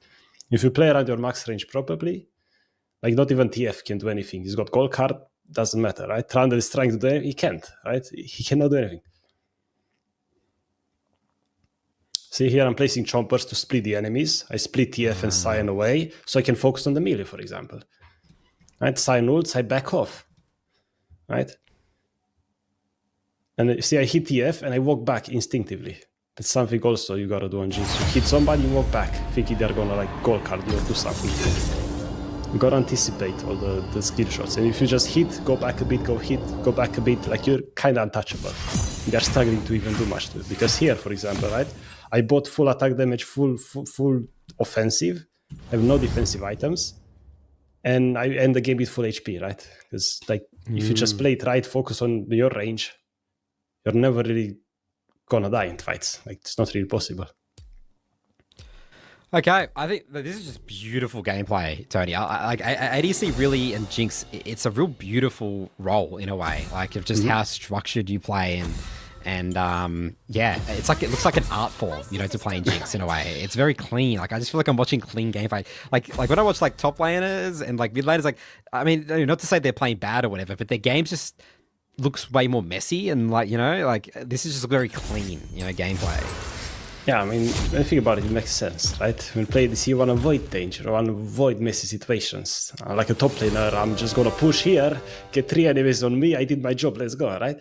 It's just a way different role, way different experience altogether. And also, right, you can only do this, though, if you have the patience in the early game, because nothing would have happened in this game if I just gave Caitlyn like 3-4 kills. Then yeah, we would have lost Drakes and Atakan fight, and the game would have been completely different if I died in the early game. Great stuff. All right, Tony, let's move on to the tier list section now. All right. Okay, so Tony, what we're going to do here is create a tier list about what are supports you love to see lock in your on your team. You say that what you like to do in draft is you like to first pick Jinx because you're going to play Jinx anyway, to help your teammates get better matchups. I assume a big part of that is support matchup is going to have, you know, maybe a bit better matchup when they see a Jinx on their team. What are we thinking about here? So I guess we'll go through the list like, you know, left to right here. Right. So a Mumu support, we don't really see that much. Where right. So first of all, let's talk about like in general, right? Yeah. With Jinx, yeah. Right? In Jinx, I first pick because like my support can now counter pick. It's going to be nicer to play the lane. But not always, right? Maybe they mess up the draft or whatever, their OTP themselves. But that's okay because Jinx can work with basically every support, right? You can just follow up engages with your Chompers W ultimate. You can play aggressive because you have the range if you have Zyra, let's say, or you could just chill scale if you have an enchanter. So every support has its like beauty in a way, right? I don't mind any support. If they take Shaco support, it's fine, you know, it's fine. It's probably not the best, but you can make it work. And this comes down to like adapting to what the support wants as well. I see. So you really don't care too much about the support. I mean, we'll still try and create like an S and A and B tier, right? But That's in for general, sure, you're really not too stressed about yours. You can make anything work. You're Yeah, comfortable. but I have my preferences for sure because Okay. All right. yeah, I have That's a what I'm couple. gonna get into, I Tony. have a fun curse. We're gonna get to it when the champion Okay. shows. But yeah, so with Amumu, right? Amumu engages, Amumu CCs. I like having him. I would say A tier, right? The only problem would be when he's getting outranged, but that goes with any melee support, really, right? So he's a solid A tier. He can do engages, he can roam. It's good, very nice. What do you think about Braum? Braum is S tier. Like, I think he's my favorite one. Like, he can engage, he can defend, he can protect, he can CC, he can do like everything. Only thing he can do, right? He could get bullied a little bit by the enemies if they're ranged. But guess what? Braum can block the damage as well, so it's not even that bad. So Braum, solid. And I get rewarded for basic attacking. He applies passive, I attack, I get rewarded. It feels fun. It's so nice. So you don't care playing with a Braum like against an Ezreal Nami or something? Now you can make it work and chill for a little bit. When our jungler comes to gank, hey, we have Braum, we have setup. He lands a Q, flash basic attack, whatever. That's it. We get a stun, they're dead. It's cool, let's go. Zara. Zyra is a support that makes you play very aggressive because she's also aggressive. And she doesn't have any like defensive capabilities. I would put her in B, top of B, right? She's okay to have. You can make her work, but it's like very like one-dimensional. She can only like go aggressive, and because she has plants, those plants can make the wave perma push, which maybe you don't want if your jungle is topside. Maybe you don't want a perma push, but it's a bit hard to control that when you have Zyra. Morgana not really a popular support these days. Yeah, we don't see Morgana a lot. Honestly, if you pick her in a nice matchup like against the Thresh, solid A tier. Like, she does the job whenever you pick her in a good matchup. Very solid. That Black Shield is more than enough to make her worth it, and very, very solid. She could also deal damage, CC. Yeah, it's pretty good. So you put it in A tier, but more so if it's a counter pick. Yeah, only for a counter pick. In general, I mean, if you talk about general, maybe B, right? Because if you pick her when the enemies have no CC, you might struggle, right? You might struggle. She's not going to do that much. All right, we'll put her in B then in general. So A if counter pick, B in general. Yeah, that's how it sounds Blitzcrank. right. Blitzcrank. This guy is very 50-50 in a way. Like, if he lands hooks, amazing. If he doesn't, well, you are just waiting 30 seconds for the cooldown, I guess. So I would put him in B. I don't really enjoy him that much, but when the hooks land, the hook lands, like, you get a kill. It's good, but it's just too reliant on it. Jinx Sona. Sona, I'd say C tier because of the early game. Right? So Jinx usually wants a support that can do some work in the early game. Support that can just pull some of the weight. But Sona in early game can do much. She's also scaling. And besides that, it's not like Sona has giga shields. It's not like she has any of these like super nice utility abilities.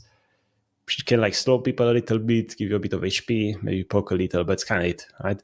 Late game, yeah, she scales really well, but no, don't talk about late game here. Talk about the lady phase. Lulu. Nah, Lulu is S tier.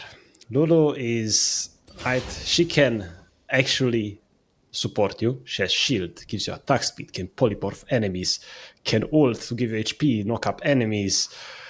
And on top of it, she deals damage, believe it or not. If she goes electrocute, basic EQ on somebody, that's a lot of damage. It's underrated. Lulu is OP. She got nerfed like 4 or 5 patches in a row now. She's just that good. Amazing. She's also range. She can poke with you. Does everything Jinx wants. Raul. Rel is basically similar to Blitz. It's like she could get an engaged, but if she doesn't, she's just standing there, right? So very similar to that. Thresh would be the same? Thresh is different. Thresh is at least Lantern. A tier. He's got Lantern. Because of Lantern, yes. It's crazy. You get Jinx Thresh is ganked, famous. you run in the alcove, he runs towards turret. Minions have You're out. spawned. They can't do anything. They can't catch you. It's amazing. It's very nice. Pike. Doesn't have much Pike- peel for you, right? Pike could be very similar to B tier, but I feel like his roams are very, very solid. And even though he's not, in laning phase is nice, he engages and all that good stuff. But you know, like because he roams, you could put it, let's say, top of B, because I know he's gonna win other lanes as well. So I can just chill. You don't care about getting dove and just getting left, and you're just gonna sack waves. I'm surprised. Like even like Bard and Pike, like these guys are just gonna let you rock. I thought you want to be in lane getting farm and scaling, Tony. No, but it's like if I drop a wave and my teammates get a kill mid lane, I think that's worth it, right? Overall. So Bard, put him in B as well. Like Bard, cool. If you have Bard, you just do what he wants to do and just adapt to where he is, and you can make it work. It's all good. Brand, similar to Zyra, basically just solid damage, but support. solid damage. He's gonna push the wave. Cool, right? Galio don't see that much. Galio. Yeah, we won't do Galio. Gragas, is Gragas support a thing? Yeah, I see Galio support. I would say he's like B, like a B. Like he can engage, he can do things, but that's kind of it. Maokai very similar to B tier. He's okay, right? Does the job. Pantheon is very similar to that as well. Just solid. He can CC. He's got damage as well. Soraka is a bit hard to say. Like, yes, she takes time to scale and everything, but she can actually keep you up in lane, like B tier, if not A tier, I would say, because you can trade in lanes you might not be able to trade. If they have Caitlyn, you probably don't want to trade usually, but if you have Soraka and you take an even trade, and she heals you once, you want the trade. She just allows you to make mistakes in trading, and that's just great. Like, it's so nice. It's nice to have Soraka. I like her. 80, I really like her. It sounds like a bit more like Karma, because he's a strong laners. Yeah, Karma, A tier for sure. Karma, slaps. Karma slaps. Oh my god, she really does. She does more damage than I do. It's wild. It's crazy. Janna, very similar to Sona. Like, in lane, I'm not excited ever to have her. She's there, we scale. They have Rengar, late game, cool. Yeah. Right? Alright, C tier, let's go. Right. Lux is a very lower elo popular support champ. I don't see her often, but when I do, I'm like, okay, B tier. I can have Lux. She can CC, she can deal damage. Okay. Rakan, I would say A tier.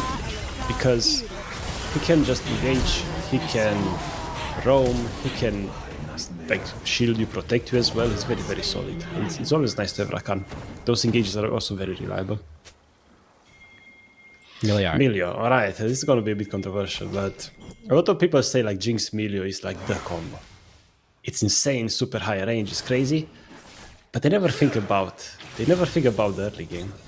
You have two late game champions in the lane that are immobile. Like 50% of my games I think are Milios, and we always target in the early game. So I would say like between B or C, like I'm never excited to have Milio, right? Wow. Like if I were playing in like lower elo, where you get to scale, enemies don't really punish you, that's okay. But when you have Milio, even put it in C tier, legit. Like it's just going C. It's just like, there you go. It's just you have Milio Jinx, your teammates look at you.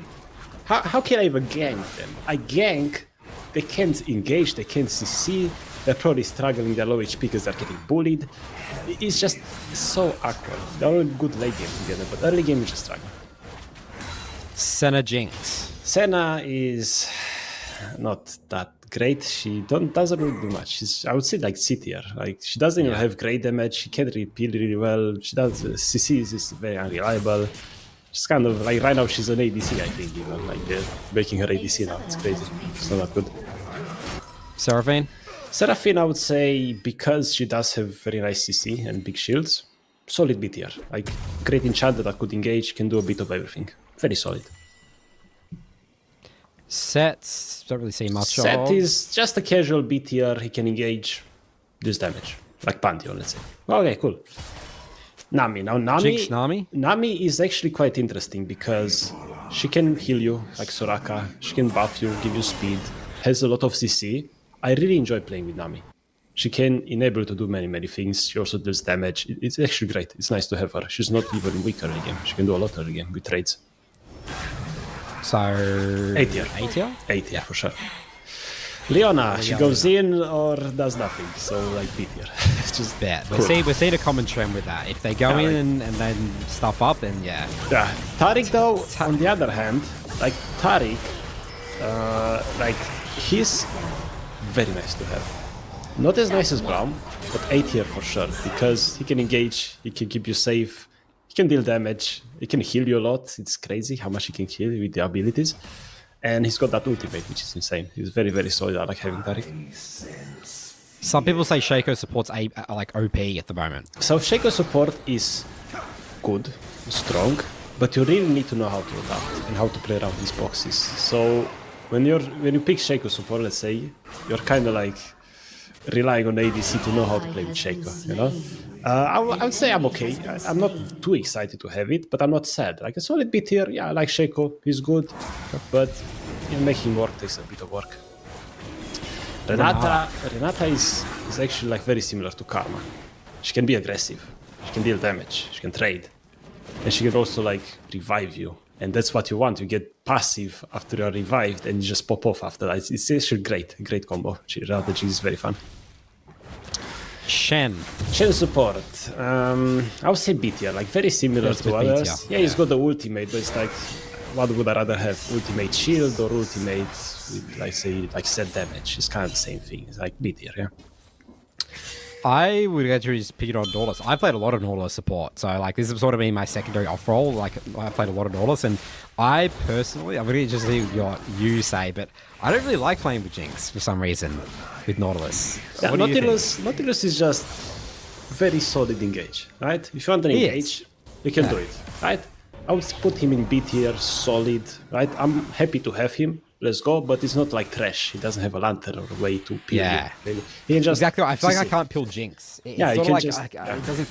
it doesn't feel good. Like the R is like unreliable. Like yeah, even if you ult, sure you can right? queue. It takes too long. Jinx is dead. It takes too long. Right? Exactly right. You can't ult a Rengar like you can flay a Rengar with trash.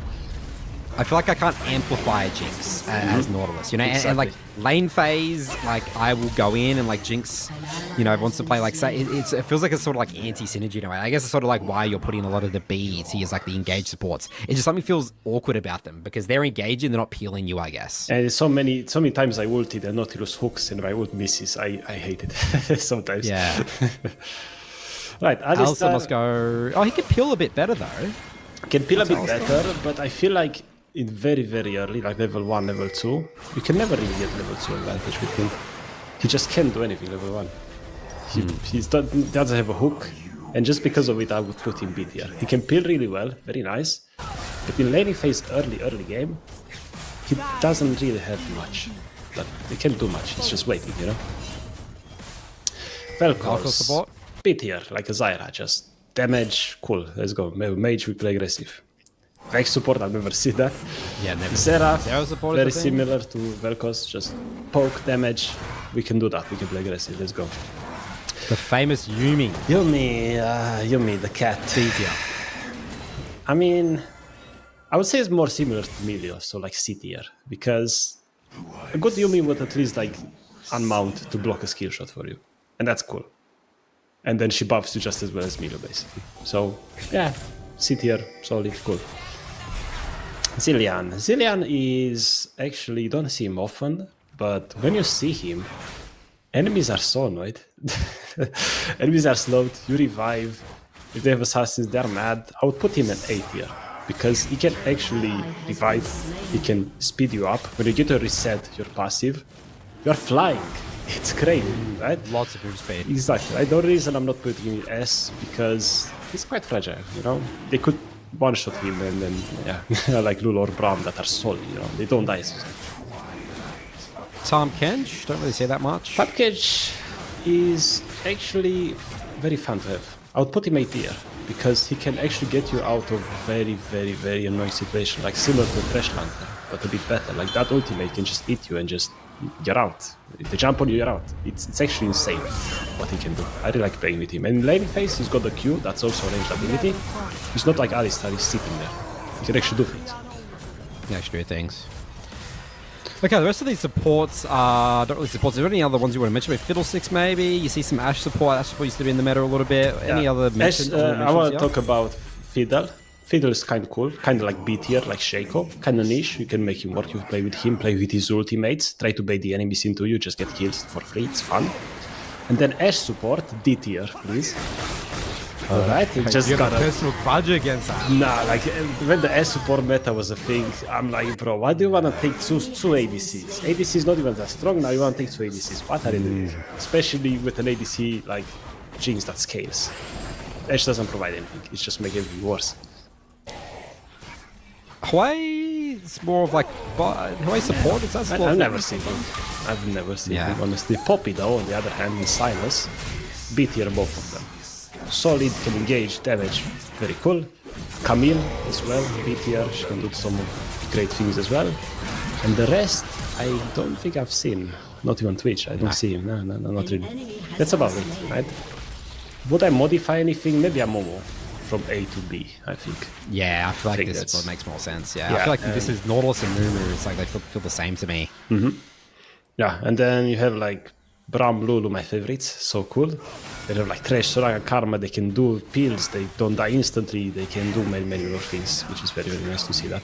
And then the B tiers is like most supports, you know, just play that, I'm okay, let's go, right? And if you pick C or D tier, I guess we just scale, you know, or if enemies make mistakes, cool, we could win, but most of the time if enemies play something aggressive, they know what they're doing at least somewhat, they're gonna struggle, because you can't do much early game. And if you do nothing early game, they end the game by the time you finish scaling in a very high loot game. You just don't have control. Yeah, So tick for these, X for these. basically that's it. Right? So I like supports. That's the conclusion. I like playing by support. If you can pick Yeah, whatever you they like want, most supports. it's fine. Yeah. You know, it's good. We can be friends. I can tolerate you at least for 30 minutes, even if you pick melee. All right, Tony, so now we're going to get your challenger perspective. We've learned a lot over the course of this video so far. Let's now apply what we've learned to an Emerald Jinx main. All right. Okay, Tony, this is our Plat 1 was Emerald, top tier, so just a challenger versus Emerald. Jinx, not a main, actually learning Jinx. Looks like it, I would say it's a bit of both. Looks like a duo champion pool here with Misfortune and Jinx, but currently been playing a lot of Jinx recently on the EUS server here. So let's do a quick OPGG review here, Tony. What are you seeing here when we look at build? Let's look at maybe this recent game here. Oh, coup de grace. What's going on here? Coup de grace. And scaling health. Scaling health. So yeah, cut down definitely better than coup de grace because cut down is more damage. It's mathematically the correct rule. Enemies are more likely to be full HP than low HP. And then scaling health doesn't matter as much because late game you can explode, but early game it could save you many times. Like go flat health for sure. And then looking at the build, it looks solid, but we like to see like Lord Dominic's third instead of Ronan because everybody in the game has so much armor now. Everybody has a ton of like flat armor just by leveling up. I feel like LDR third is probably better. Not the end of the world though. It's a decent build for sure. Yeah, there's just so many. Like what we saw with Lolalytics in the build section. There's just so many Rune and Hurricanes enthusiasts. I mean, They it's love fun. this item on Jinx. Like it's fun. They right? love it Yeah. on Jinx. It's so cool to have, but yeah, unfortunately the numbers don't lie.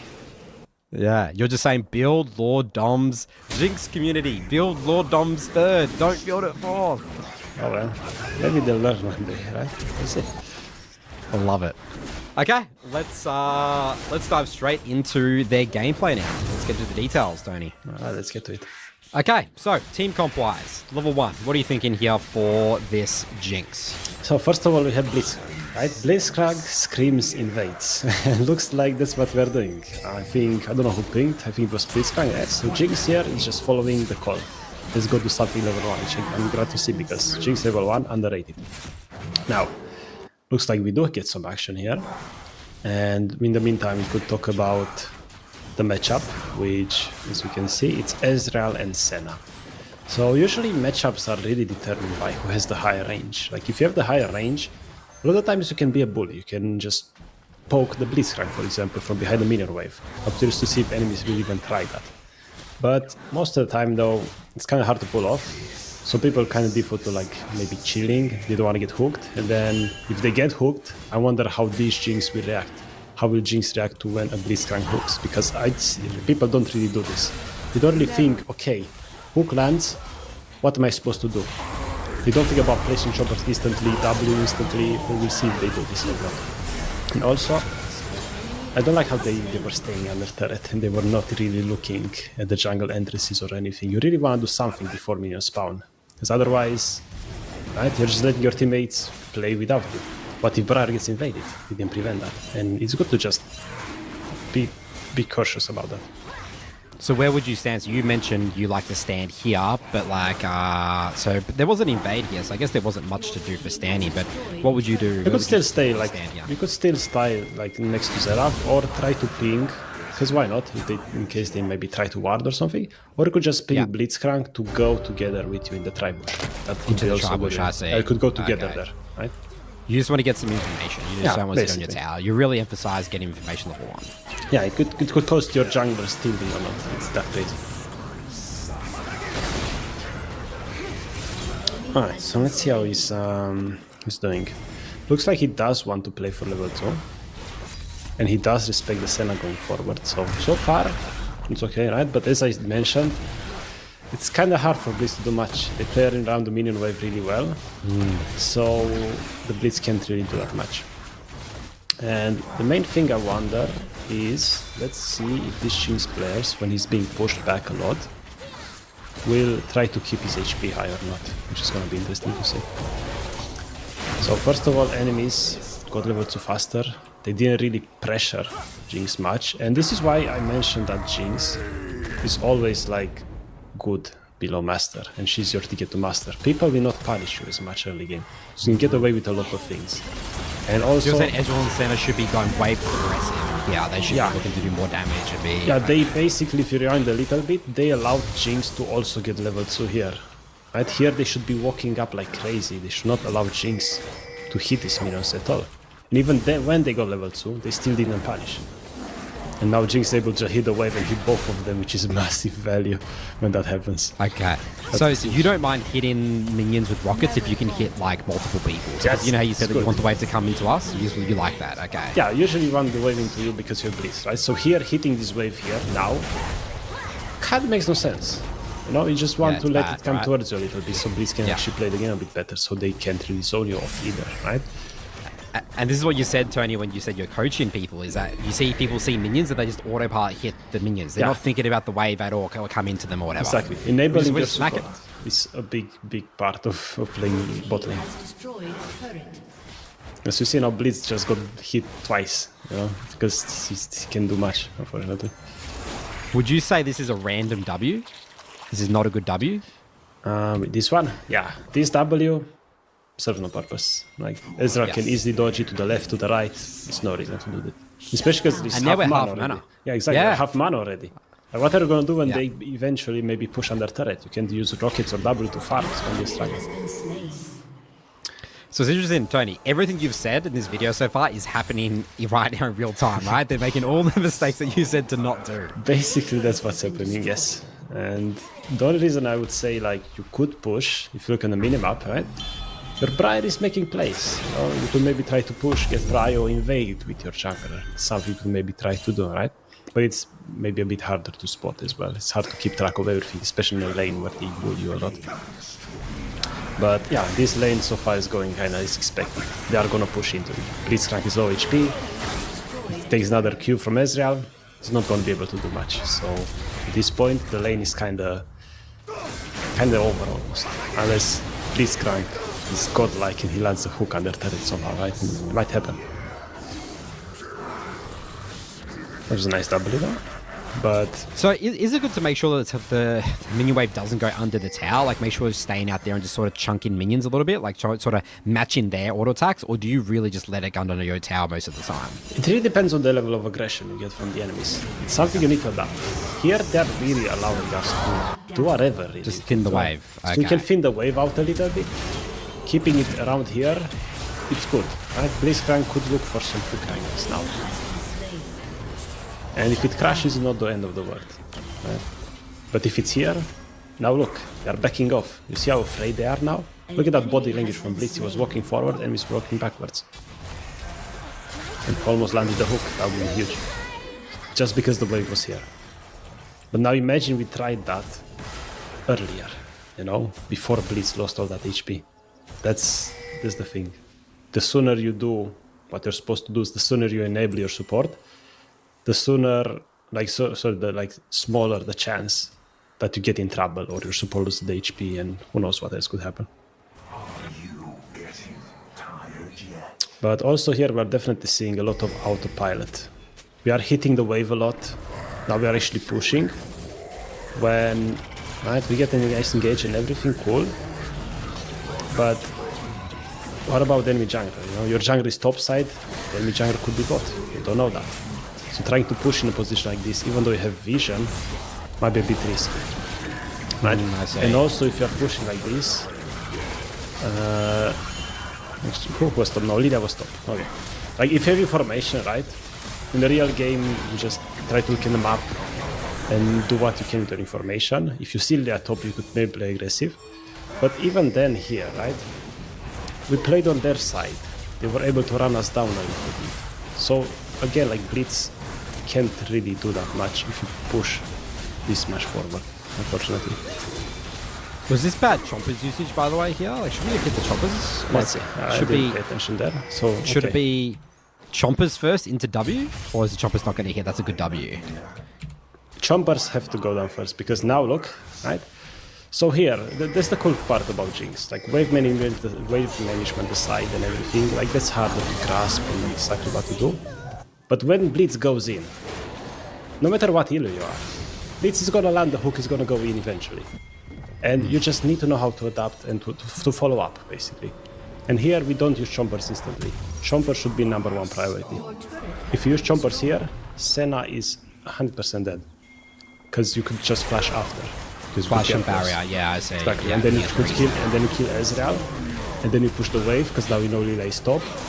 And suddenly, you're ahead, you have probably BF sword, but now instead, you have an awkward situation where you actually don't know what to do. You just actually don't even know what you're supposed to do now, because they're so low. Yeah, yep.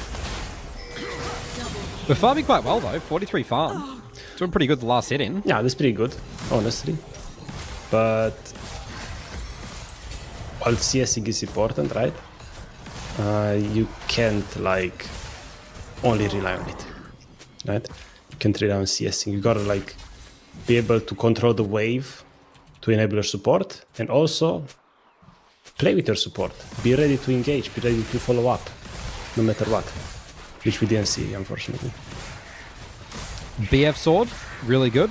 You like this? This is really good. Your best start to a base, right? But you can afford BFs for bite. Don't think twice. You can even bite two if you want. Maybe not really, right? But it's just. I don't think it was smart in two. Yeah, it's good. Right. So here he decides to go help. That was nice. Very good. Pretty good. But then he had nothing to do bot, right? Okay. And now I wonder here. He helps with Drake. Okay. Instead of going bot, right? We could talk about this a little bit. So if you rewind a little bit, right? Because you just want to look at this whole sequence.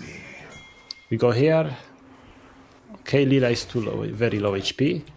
Azir is dead, right? So the only two people that could be here are like Senna and Ezreal. And you already see Ezreal. And Senna, I lost track of her, even if she's here, right? She must have died. Yeah, she must have died. Do you sometimes you have to make a decision, do they need me on Drake right now? Right? And the answer to that is right now I would say no. Like you could not help Briar if you wanted to, because it's a free Drake based on the information you have. Because if you help Drake here you could lose many minions. But I would say like if you want to be safe and help your jungle do Drake, that's fine most of the time. It's just something to keep in mind that sometimes you could be losing a lot of resources if you try to do help. Especially let's say you get a couple kills on bot lane and you want to recall to match enemies. But instead you do Drake. Now you can't recall ever. That's something to consider. Be careful with that, because yeah, we want Drakes and everything, but if you get a Drake and then your lane is a bit over, it's like maybe that Drake wasn't even that worth it now. Especially if it was a 100% Drake. So here, Chompers. Right? Chompers again. We're not Chompers. This is what you said, Tony. You said you wanted to see if he followed up. They followed up on the Blitzcrank, but we're prioritizing. Right here, Chompers go down instantly, right? Yeah. Instantly. But they're like Chompers in front of them. Right? Those didn't really serve that much of a purpose, and she just get away. Better Chompers. Two missed kills. Missed kills. Already. So many kills. Maybe even more, right? If you think about everything. But the mechanics side, right? Mechanics side, Chompers side, plays Chompers better on the Blitzcrank, you get 2 kills already for free. It's actually wild. And that's about anticipating the Blitzcrank hook in the CC. Like it looks like they're reactionary. Like Blitzcrank's hook. What do I do? I'm going to press chompers in front of them versus I'm literally, my fingers on E, ready to press chompers the moment Blitzcrank hooks. It's anticipation. And this is why, like, in loading screen, I see a lot of people like that, and like on TikTok, YouTube Shorts, whatever, loading screen. Changing their Spotify playlist. Yeah, instead you should look in loading screen. Okay, I blitz. They have two squishes. Okay, if the hook lands, what do I do? Chompers instantly. Okay, it happens. I'm doing it. Your mind should be thinking about this stuff in loading screen always. Because, you say like, oh, but I play a lot of games every day, so it's too much thinking. Well, you could maybe reduce the amount of games you play. Instead of playing like 10 games a day, let's say, play 7 of them that are more solid, right? And you maybe take a 5-minute break between games. That's also could help you as well.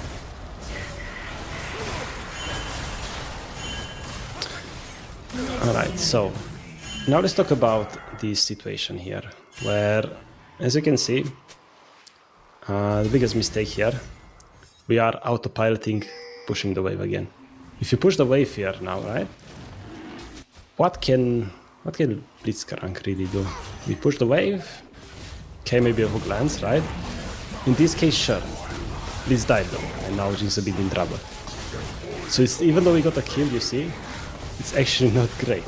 Because now, We'll lose the whole wave. we might lose the wave, they could dive, who knows, right? So instead of hitting the wave here, right? Especially if you look at the map, if you want to take anything from this game, is if your jungler is top, try to play more chill. That's just last hitting. You're just last hitting with minigun. Just That's last it. hit, don't push waves. Because you never know, right? And on top of it, you have melee support. You don't want to push as much. Because that's just gonna make it awkward. Even if you get a kill, they might run you down after. It's not great. And that's because it's very hard for Blitzcrank to hit hooks under towers because there's minions that they can think of. Blitzcrank can chase people down the lane, so you want the lane to be in a neutral or towards your tower state. Is that why? Exactly, right? He could just go towards them all the time in the world to chase and land that hook. Compared to here, we only land the hook as like 7 with a big mistake, right? But we can't rely on that, the fact that they're gonna make mistakes non-stop. But right, the cool part about this example is that even though we got the kill, it's still not a good situation for us. That's just wild how much like wave management could do to it. But setting up like simple rules like this, my jungle is top, I'm not gonna hit the wave non-stop. It's simple to follow, but you can do it non-stop in every game. You already have a base. And from there you can just develop new skills and new concepts and everything. So like getting a good consistent and nice habits in League, it's very straightforward. And this is why like I really liked learning the game myself. It was really, really fun to do this. I just learn about the different habits I can do. And then when you watch like a high-low player, how they play, you're like, oh, he didn't push the wave here. Why? Well, his jungler stop. Makes sense. And you can see yourself in his shoes. You can do things that high-low players can also do, which was very, very satisfying.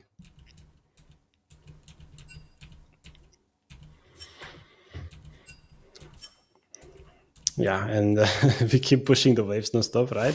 So now look again, Blitzcrank is very low, unfortunately.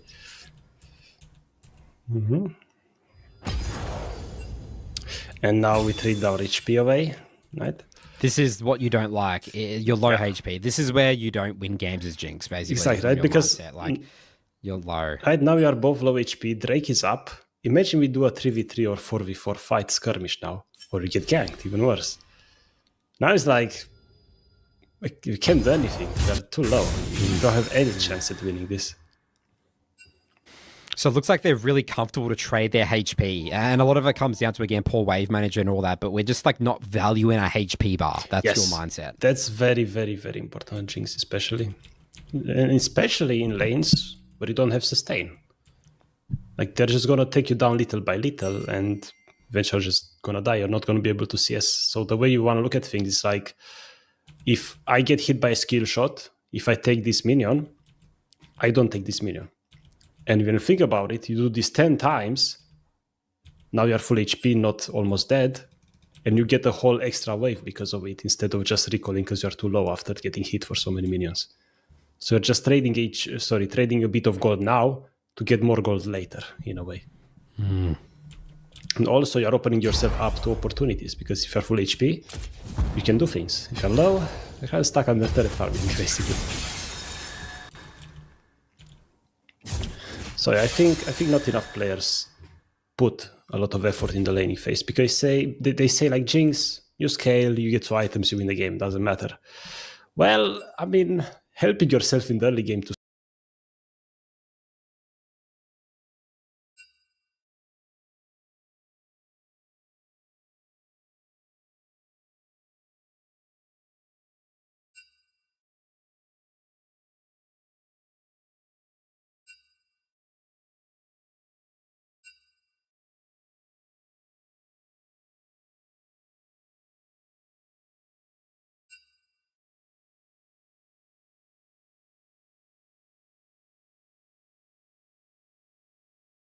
scale faster, to get those items faster, is going to help you. So it does make sense. They're missing too many opportunities in the early lane phase. They're Exactly. not maximizing how much they could be.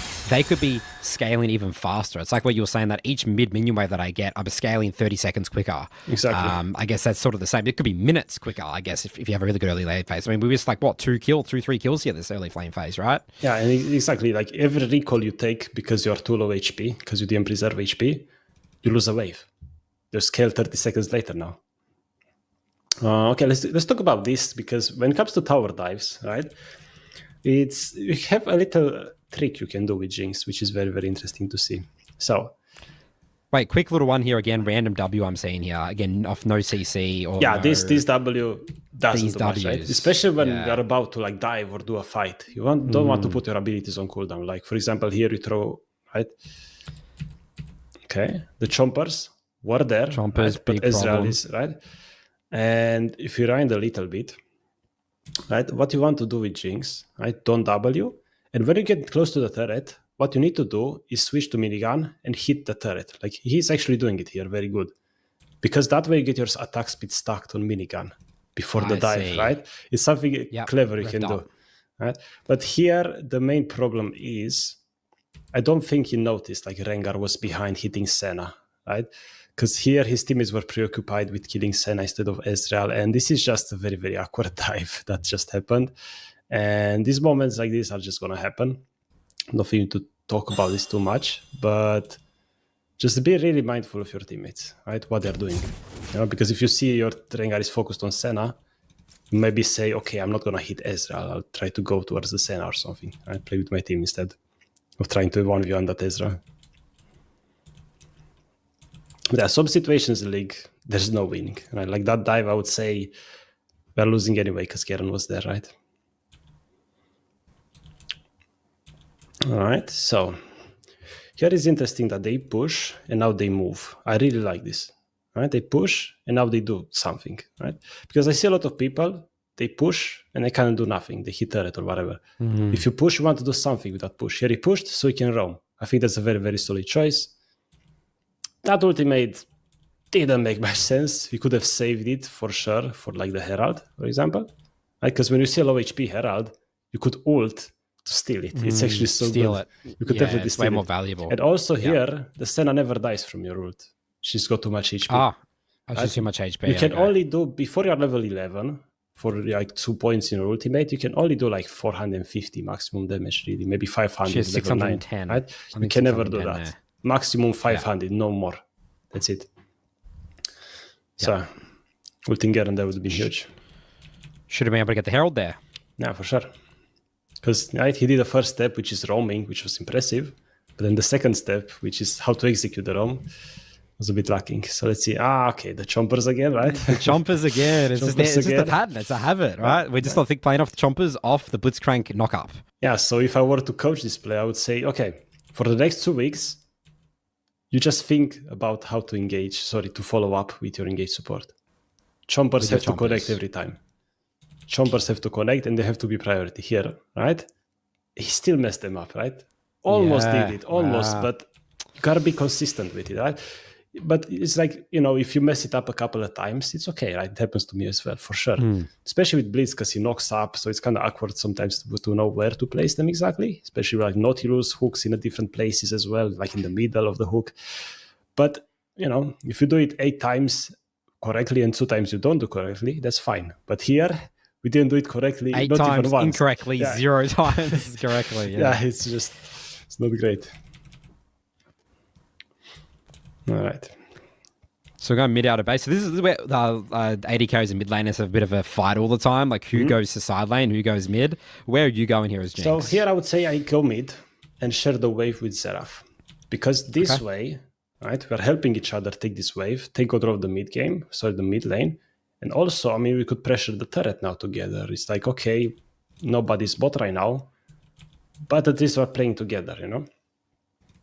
Which is not bad. So I see a lot of people like try to go side lane constantly with ADC. So I like Jinx sounds useless. If I'm a jungler and I see his I like Jinx, I'm like, what are you doing? What are you doing? First of all, you could get killed, right? But then it's like you don't have opportunities. If you're a bot, you're kind of bot, you can go anywhere. But if you're mid, you can go you're so anywhere. slow. Yeah, you're so slow right? as Exactly. well, right? One of the slowest champs. Yeah, you don't have mobility, you have nothing, right? So sharing waves here.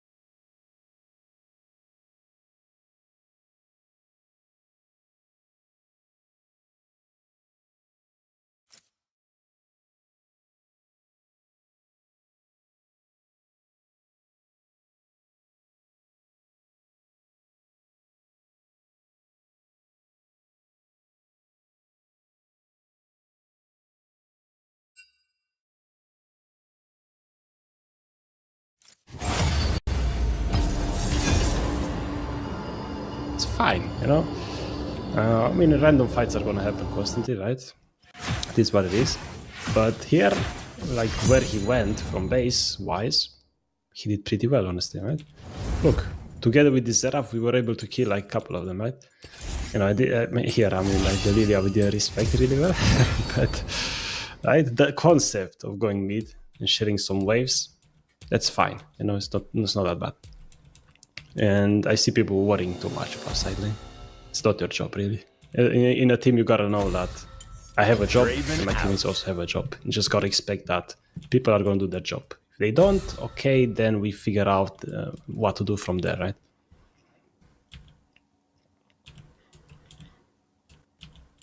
Okay, I wonder what he does here after this mid wave. Look at that rocket, beautiful, right? So as a Jinx player, right, when I see somebody ult with Jinx, I just puts a smile on my face, right? It's satisfying. And Jinx is really, really cool, unlike other scaling champions, because you can actually just get random kills no other champs can get. You might be 0-0-0, get a random kill, you have a kill for no reason. It's actually crazy. And also here, he decided to push mid instead of going to the Atakan fight, which I think is just great, because that fight is very far away. Your Rengar is It's also all good dope. position as well to walk, right? Like you like walking here is you usually get caught and killed a lot of the Exactly, time, you right? could get killed. So you love this decision. Right? But if you stay mid and they send people on you, teammates might do Adakan, or He's Rengar hugging. could He's hugging the top hugging side the here. top This is side. beautiful, right? This is great. Like, I'm actually impressed here. This is very, very, very good macro wise.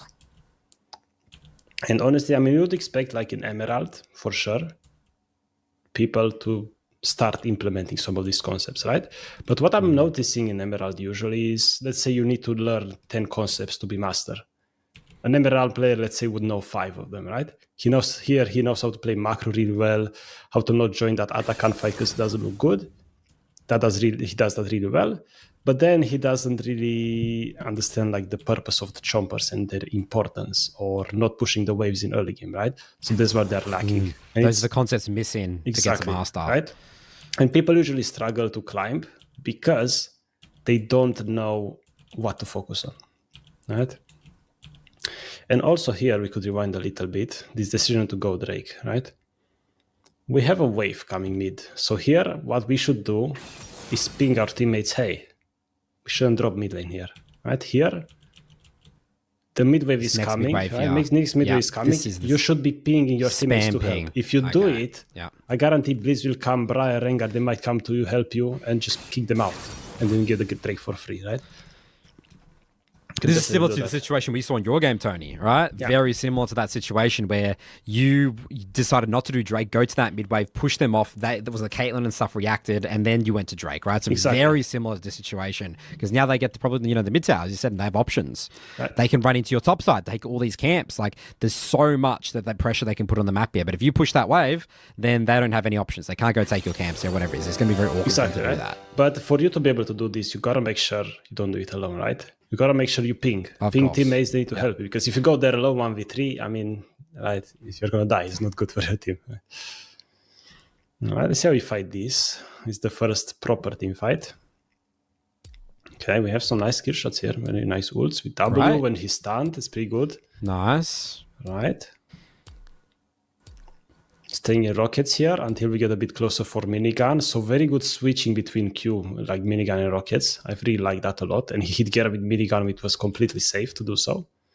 So overall, I feel like he knows, like Jinx, right? Which is very, very nice. All right. I love the very safe recall, by the way. I like this recall. Yes, I just want to A mention lot of like, people greedy recall. Yeah, I was doing that a lot, and I got caught before ban so many times, and I learned my lesson, right? So I'm glad to see people recall safe, because recalling is also a skill. It's not just press B, which is overlooked very, very often. So now look at this. This is where, okay, exactly. This is where usually this is the moment where you see a difference between like a good Jinx player and a not so good Jinx player, because you need to set your priorities right. Your job is to get mid wave and then adapt, see what happens, see where you go, see what you do. And if you just go towards a fight right now when your Xerath is bot, he has no teleport, your Rengar is dead next to Baron. Here you instantly need to know, if I join this, we are outnumbered, we are 3 versus 5. So right now going here is absolutely incorrect. You should never be here. Instead, you should try to go mid.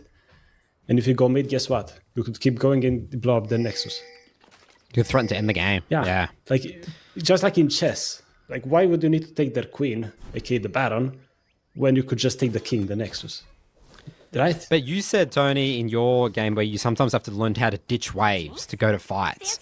This is, you're saying, a more unique situation because there's no fight. The fight's done because Rengar's already dead and Xerath's here, so you need to just accept reality and just go try and, pressure mid. Exactly, right? Yeah. So sometimes, you skip waves if the fight is good. But when the fight is 3v5, you never skip waves. You take the wave. And now imagine, right? We were pushing mid in the meantime. We would be in their base already. And now enemies, imagine, they would have to choose. Do we do Baron? Do we send people base? Do we not? And now enemies are, they don't know what to do. They know where to be. A couple of them recall, a couple don't. Xerath could maybe cancel a recall. So you could even use your ultimate to cancel recalls while you're pushing mid, which is something fun to do. And you're just putting enemies on the spot as an ADC that's immobile. And that's wild what you can do. Yeah. So, this game was looking so good with Dragonstone. Look, now we've lost Baron. We're sort of like behind in gold now. So, like, this Exactly. game's just gone back and forth, Yeah, it's very, very back We've and got mid forth. in here. Yeah, and this is the threat of taking mid inhibs as well, right? If you take mid inhib, gotta play with it. Gotta use to your advantage to keep that wave pushed and do things, put enemies on the spot. But if you just go Baron when all 5 enemies are on Baron, that's very, very like 50-50. You don't know what's gonna happen. It's not in your control. Who needs reasons? Alright, so here the wave is very far away, unfortunately.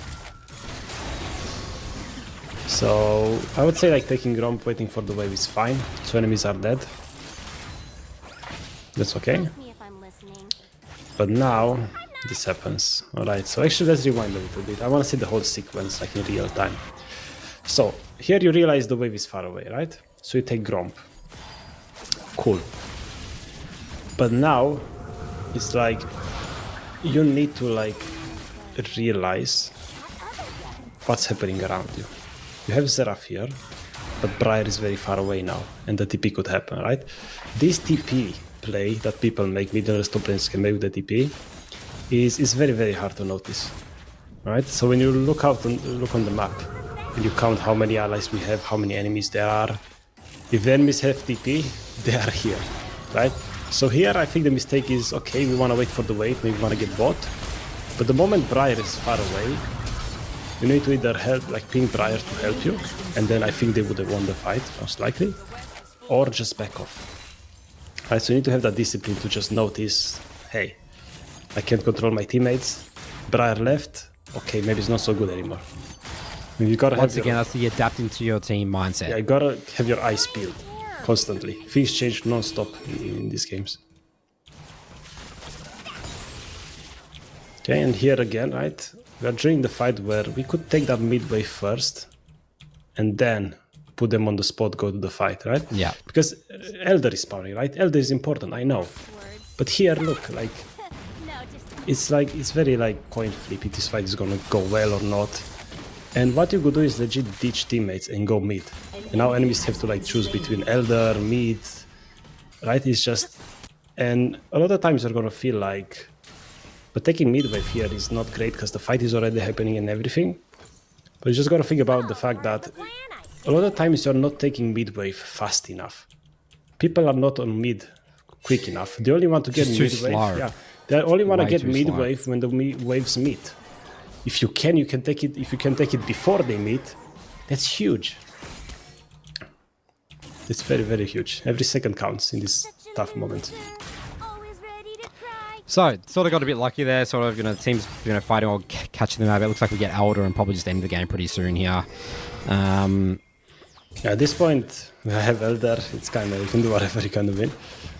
But what I don't like is like we're still playing very, very crazy aggressive, even though like we didn't have Seraph. He recalled, and Rengar is also in base, so you gotta pay attention to that a little bit. Right, but I mean again, like Elder exists, so it's just weird. Right, at this point, this is the beauty of Jinx late game. Like once you get your items, you can go crazy. You can break a lot of rules, whatever. Enjoying a lot of fights maybe you couldn't.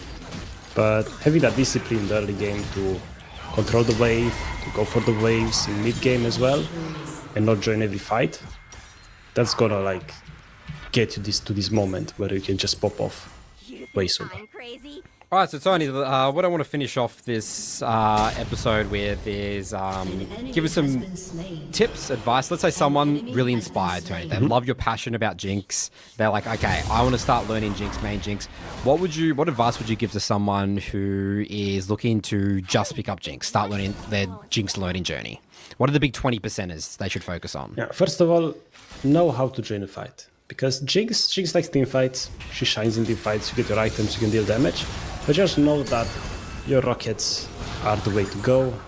Minigun a lot of the times is bait because you're too close to the enemies. So staying in rockets properly, very, very important. And chompers, believe it or not, chompers are actually huge. Like, they're overlooked. They actually do a lot, even though half the time they don't work. But when they work, boy do they work. So just throwing them in there to start with Just chuck them in there. You're fighting, chuck them in there. That's already like better than 80% of Jinx burst, because people don't really like to use it. And then, second most important thing I would say, knowing how to play with him. You need to know how to enable your support in laning phase. You need to know, hey, I have Blitz, maybe I shouldn't perma-shove every wave by default. And then in mid-game, you need to watch out. Okay, what are my teammates doing? Are they doing the right thing? Are we taking a 3v5 Baron fight? Are we not? And based on that, you need to make your decision. Do I join the fight? Do I not? So you just gotta learn to understand playing with the team. Because unlike a top laner, you just go top in 1v2. With Jinx, you can do that. Okay, Tony, that wraps up our episode today. You coach in the Bot Lane Academy. You do some Jinx sessions every week. Every Monday, actually, right now. Every Monday. So if you want to get coached by Tony or join those sessions or watch those VODs, there'll be a link in the description below to join the Bot Lane Academy for We Teach League. Any shout-outs? Any final shout-outs, Tony? Shout-outs. Shout-out to the We Teach League Academy, honestly. Like, I'm grateful you guys invited me to join this, because I feel like League has too much toxicity and negativity around it. But when I joined We Teach League, and the people in the Bot Lane Academy, for example, everybody's happy, everybody's positive, everyone wants to learn the game. People don't really flame their teammates, and it's like, we enjoy playing the game. We enjoy learning it. And that's what people don't really do enough. And that's why, like, big shout out to We Teach League. Amazing. Amazing community.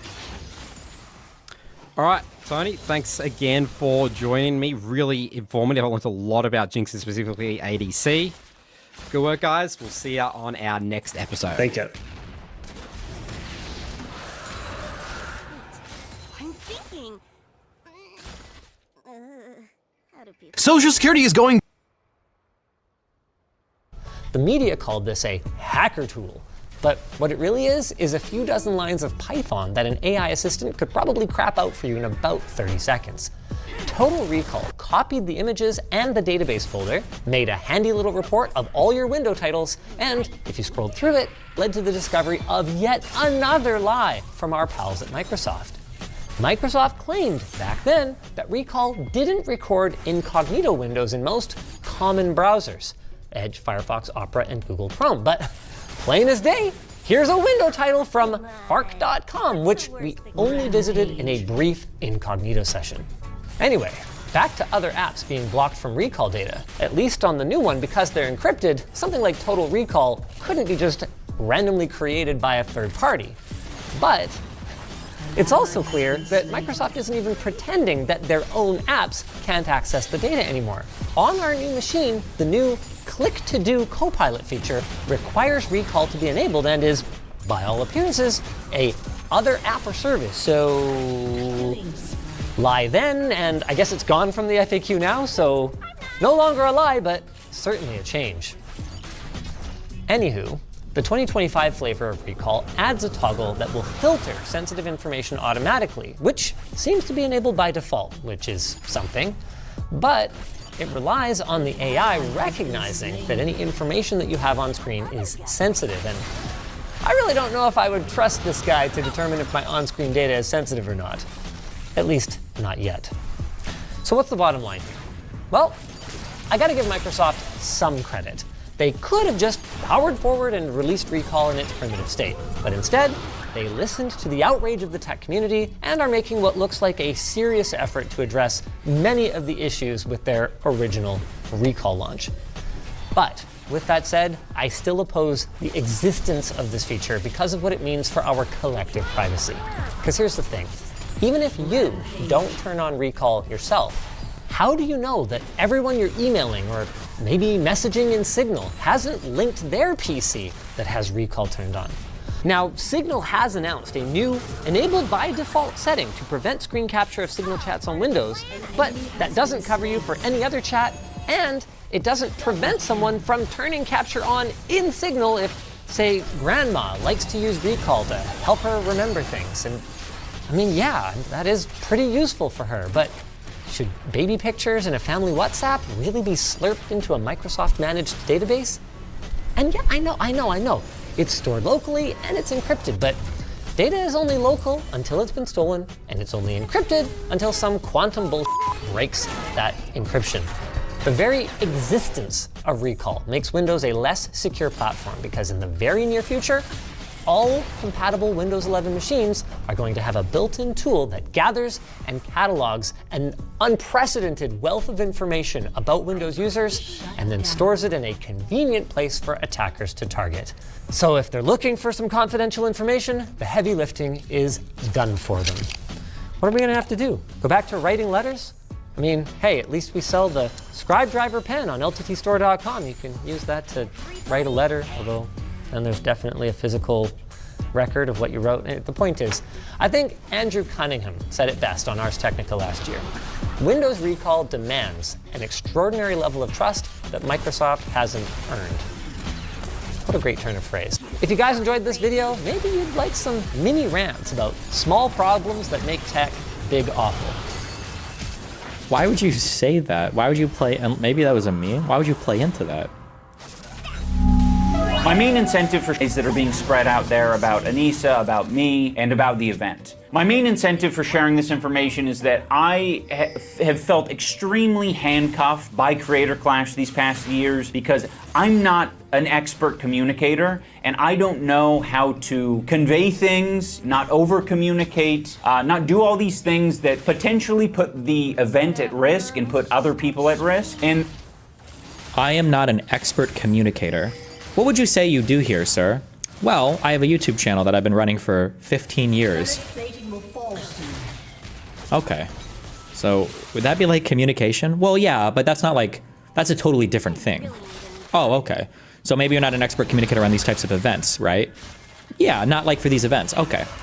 And just to be clear, this was Creator Clash 3, right? Well, yes. How many Creator Clashes do you need to do? And how many YouTube videos do you need to publish before you would say that you are adept at communicating? What? Like, why? that's kind of why I wanted to step away from this event. It feels like it's inhibiting my ability, like the business side of things, like inhibits my ability to communicate openly and effectively, especially when there's so many people counting on me to, you know, do that well. So it's a lot of pressure, and now that Anissa and I have stepped away from it, I want to just clear the air because I don't feel that same pressure that I did when I was part of the event. If you look into charity events, they come in so many different shapes and sizes, and I like this outfit. Yeah, it better be a good outfit. This shit was expensive as fuck. I got my custom tailored bespoke suits, okay? there is really no format that is completely obvious for creator boxing plus charity. For the first Creator Clash, we had the business model of after everyone has been paid for, you know, the Oh.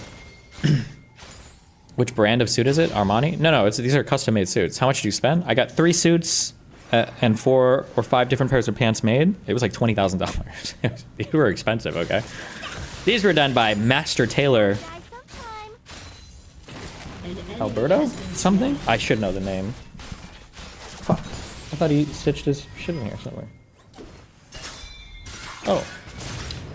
Oh my god. Delete the VOD, not Alberto. I'm sorry. Umberto. Pitagora. Okay.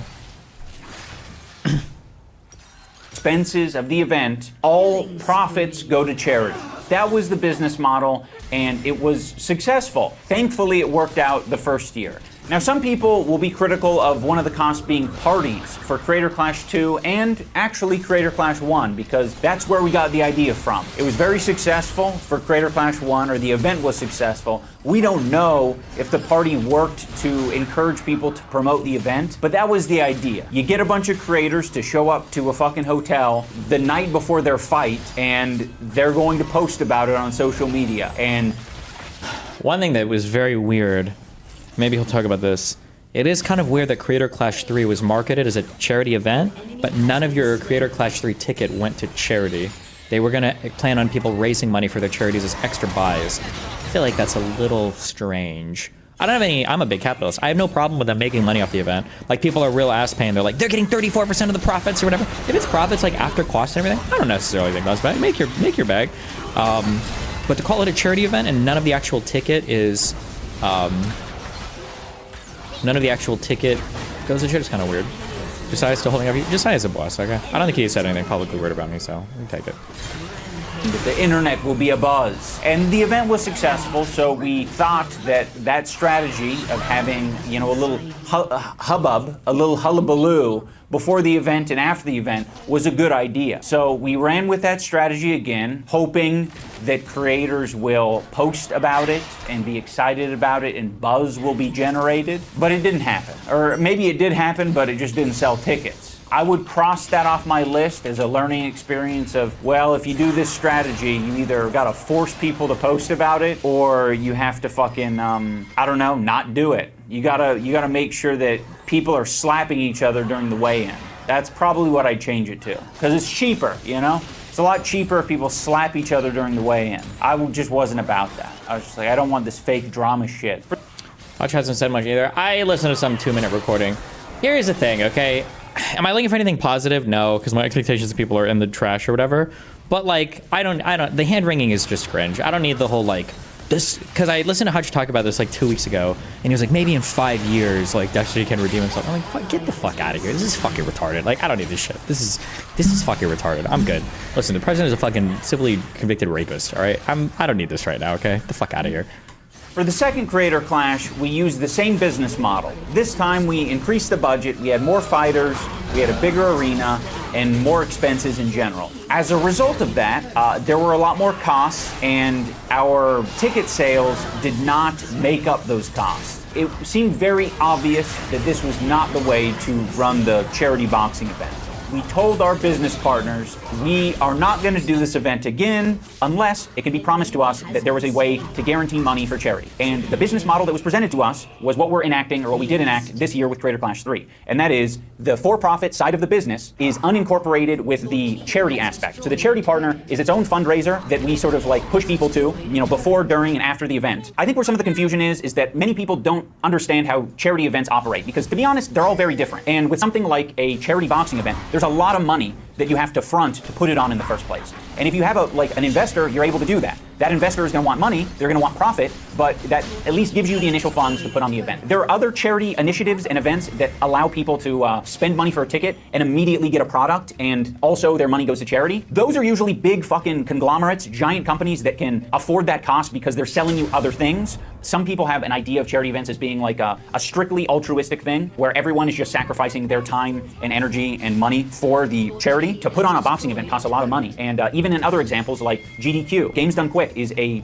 charity event, but they're not like a charity themselves. You know, they run a business and they partner with a charity and they fundraise for the charity. They send people to the charity, and thankfully they have, you know, multiple ways of being paid and paying the people who... I could be wrong, because GDQ is just good for farming cringe, but like, doesn't GDQ make most of its money through all the donations on stream? And aren't all those donations like going to charities? Isn't that how that event works? Okay, yeah, all right.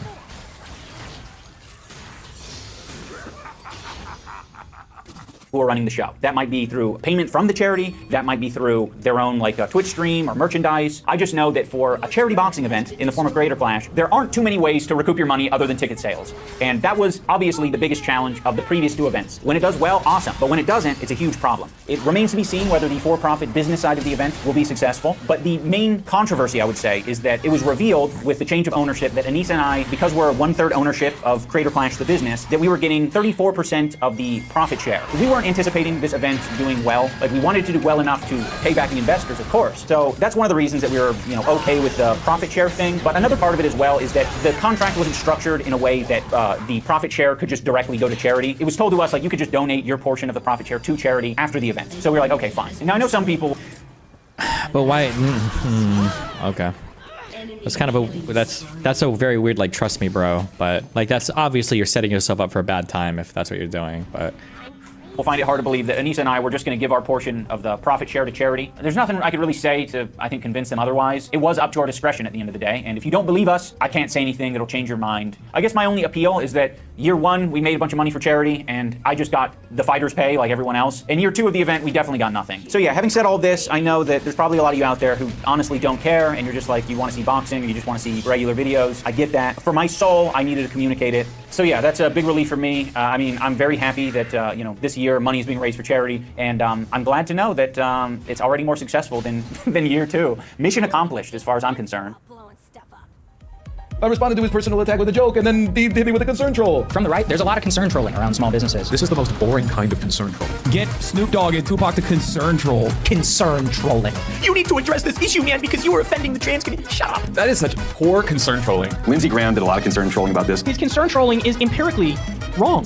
Oh, dude, this is like the hardest concern trolling I've ever heard in my entire life, dude. You don't answer to the concern trolls. Damn, how old was that clip? 6 years? 7 years old? Jesus.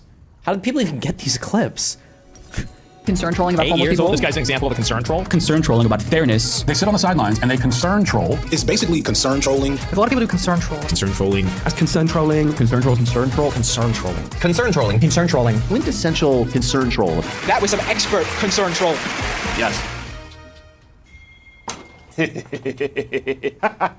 I've been working on my laugh lately. I'm trying to get it to a level where it's contagious. I haven't figured it out. I'll let you guys know when I figure it out. Hello everyone, welcome back to another episode of iDubbbz Complains. In the last couple of videos, I got a lot of comments. Now I don't have time to read all 150,000 comments, but I also don't want to let down my audience, you know? I want them to know that I hear you, I hear your concerns, and I'm listening. I put all 150,000 comments into the AI, and I told it to condense it down into a singular comment that is representative of the whole. My hope is that the one comment will perfectly represent a small fragment of everyone in the audience, so everyone is equally happy. Okay, hold on a sec. So I'm kind of lost. Who's Hassan again? But hey, it's cool to see a content cop after all these years. Still, I gotta say, something feels different, man. Did we lose the plot somewhere? I miss the old days, but whatever, keep doing you, I guess. Anyway, peace out. I'm gonna go rewatch some Filthy Frank now. I'm gonna be honest, I'm a big fan of the one comment because I feel like it perfectly encapsulates a comment from like a normie viewer who maybe watched you 5 years ago, but you know, they don't keep. By the way, who's Hassan, LOL? When he says he's happy that his event did better than it did last year because the money raised, isn't that literally only because of the fundraiser that Noah Samson and Hassan and shit did? Isn't that where all of the vast majority of this money came from? Okay. Rewatch some Filthy Frank now. I'm gonna be honest, I'm a big fan of the one comment because I feel like it perfectly encapsulates a comment from like a normie viewer who maybe watched you 5 years ago, but you know, they don't keep up with the drama or anything. When I first started my research on concern trolling, I was trying to find scholars on the topic. I know it hasn't been around for that long, but I'm like, surely there's someone who is well versed in the art of the troll. He's mastered that art of trolling. To my surprise, the scholar on this topic is Anita Sarkeesian. Yeah, it's been almost a decade since like the Gamergate time. Why do these people all live in 2016? Like Vadim lives back then. Like, has iDubbbz just not done any commentary or whatever, or been participating in anything? It's so weird that people are like rolling out these things from their childhood. And go figure, the white guy 8 years later is like, I think Anita Sarkeesian was kind of onto something. There's a lot of assholes on the internet, and they're kind of misogynistic too, I think. It's crazy what a little CTE or the love of a woman will do to you. Unfortunately, that's not the only species of concern troll out there. Why would you say that? Why would you play, and maybe that was a me, why would you play into that?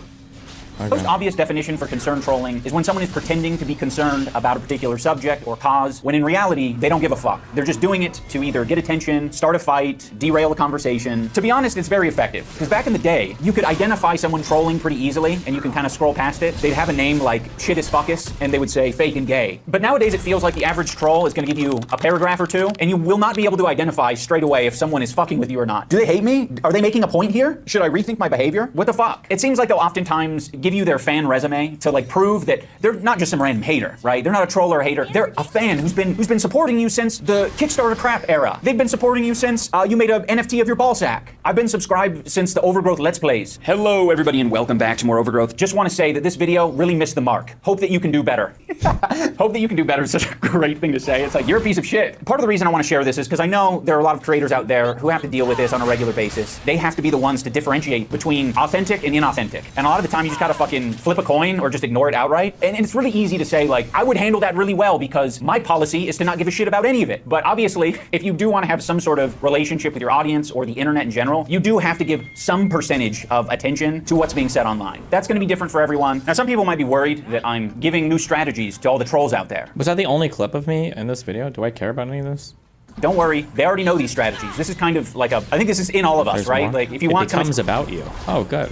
attention, you're gonna figure out a way to get the attention. If you want to fuck with people, you'll figure out how to fuck with people. This isn't like some secret sauce, really. There's a few different strategies of dealing with concern trolls. You can obviously, try to look into their post history, and if they don't come across as credible, if all their post history is white, then you can just say, I'm gonna err on the side of you're trolling. When I listen to Tim Pool, he has like a little bit of a theory on, the left versus right and who is doing more concern trolling. The right has their concern trolls, but it's rare. It rarely happens. On the left, it's The right is literally defined by concern trolling. Oh my god. endless because people like Patton Oswalt don't care about principle. Now, I don't fully buy into what Tim Pool is selling here. You can kind of look at the political spectrum as like a spectrum of concern, and people on the left seem to be generally more concerned than people on the right. You could say that people on the right are mostly concerned about themselves. That might be like a fair assessment. If you're somewhere over here where Tim Pool's at, all you gotta do to concern troll him is take one step to the left. That's it. I think concern trolling is in the eye of the beholder. With this example, you have Tim Pool thinking that Patton Oswalt is being concern trolled by his audience, or a portion, maybe like a small segment of people. This is what happens when you fall for this stuff. Patton Oswalt falls for it. He is a weak man. But Patton Oswalt doesn't feel that way.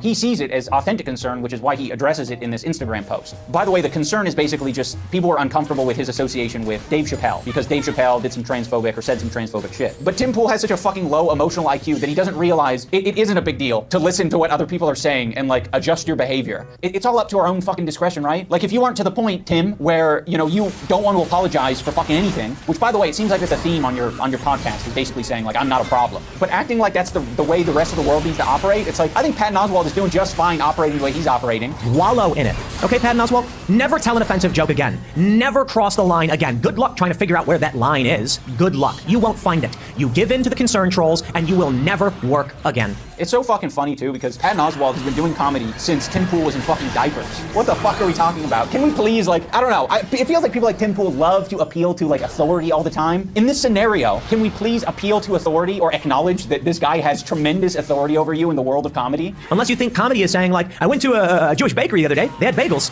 Really good, really impressive. That's the comedy you're headed for. That's the joke South Park made, and even South Park has started pulling its punches. Let me tell you about the real world, my friends. Get woke, go broke. One of the reasons that I'm bringing this up is because after the content cop, I noticed a huge influx of concern trolls. They're trying to impact things in the real world. They're trying to, make people crash out, as I was kind of indicating in my video. But I will say, one of the concern trolls was super fucking obvious to me. They came into the Discord. I'll read you what they put so you can kind of get a vibe for what a concern troll might sound like. Now, this comment is in reference to me saying that I think he needs a good ass whooping. What are we saying? He needs a hug? No, he doesn't need a hug. He needs a good fucking ass whooping is what he needs. They say, just being for real, this line in the video was pretty strange. Red flag number 1. At worst, it's a call for physical assault. At best, it's very toxic masculinity-esque. It just comes across as parody, right? This was literally no one's concern ever. He needs a good fucking ass whooping is what he needs.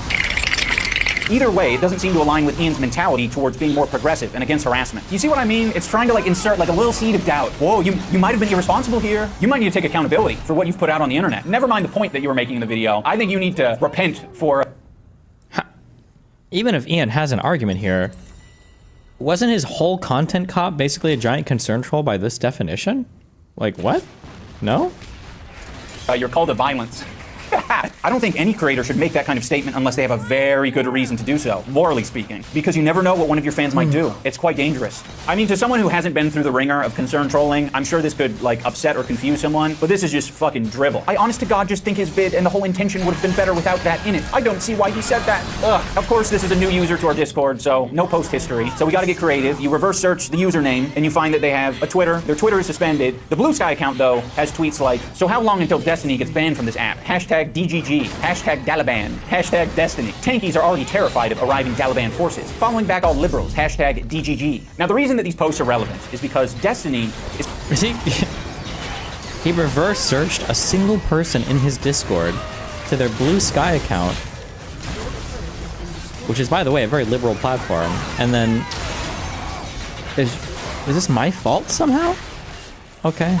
Is quite famous for saying very unhinged, offensive shit, and he doesn't really seem to care that much about it. Don't pretend like you care about mental health or any of that cringe shit. Just be base. Tell people to kill themselves. Make fun of people who are on SSRIs. Make fun of people who have depression, anxiety, or ADHD. Just do that. Just embrace the I can't say the words on stream anymore.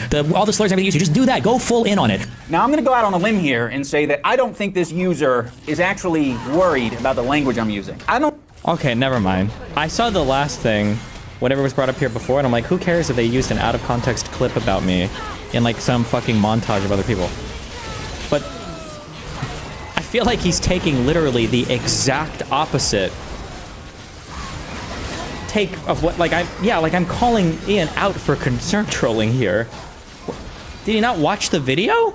Wait, what the fuck? I don't think that they're concerned about me being toxic masculinity-esque. Make fun of people who are SSRIs. And I kind of don't think that they're worried about a call to violence. I actually think that they wouldn't mind me doing a call to violence. Tell people to kill themselves. They actually might even be encouraged by a call to violence, if I had to guess, you know. I can only speculate based on hashtag Daliban, which is just like... Based on the one account in your Discord with no history? I love how big streamers or big YouTubers all pretend like they don't know how any part of the internet works as soon as they start fighting with me. Like, they all suddenly have amnesia, and they're like, how do I know that these are all, like, Destiny comments? Well, because one guy in my Discord... Yeah, Ludwig did this too? Yeah, one guy in my Discord made one comment, and then I looked up his post history. And the one comment the guy made was, maybe he shouldn't put the physically assault thing in. Jesus Christ. Okay. Racist Twitter group. Ultimately, concern trolling is just saying something in bad faith. It's very similar to tone policing or sea lining. But I didn't really want to talk about those because those feel different to me for some reason. Specifically sea lining. That shit isn't even intuitive. You know, I've looked it up I think 3 times now, and I still don't fucking... I mean, I get it. I just can't recall it easily. So in my mind, that means it's stupid. It's not working. I can't bust it out in the middle of a heated argument and say, you're sea lining me. See, it's because you grew whiskers in the middle of this debate. That means you're sea lining me. You started flapping your arms and going, oh, oh, oh. Therefore, you are sea lining. I mean, there you go. It feels like 2 people getting into a shouting match is more an accurate descriptor of sea lining than whatever the fuck it is. I think the least problematic part of being a concern troll is them taking a moderate position, potentially, because at that point, you're just being a party pooper or like a killjoy. A buzzkill. Like, we're familiar with these types of people. They're just constantly reeling people in because they're worried that they're using like too crazy a rhetoric or they're getting a little too excited, right? And I think we all could use people in our lives to like reel us in a bit. The aspect of concern trolling that bothers me the most is the role-playing aspect. There isn't really a lot of incentive to not be anonymous online. There are some people out there who've made the unconscious choice to be like, my online profile is just an extension of who I am in the real world. And then there are all the people who consciously decide to stay anonymous. Now, for some of these people, it's just like, I want to be safe and I really don't want to take that plunge. Fair enough. But then there are the people who are like, not only am I not going to be myself, I'm going to be someone else. You know, I'm going to be someone else so that I can fuck with this community of people. Now, every time I see these characters, the image that pops in my mind is not like, oh, like you're a clever, smart guy who has infiltrated the opposing faction. You're like the spy in Team Fortress 2. It's like, no, that is a fantasy. What you actually are is you're like Steven Crowder in a wig at a women's only event, thinking that they're making some kind of grand point. Hi, I'm Stephanie with all the frequencies of feminism, and I am here at the Women's March. Oh my god.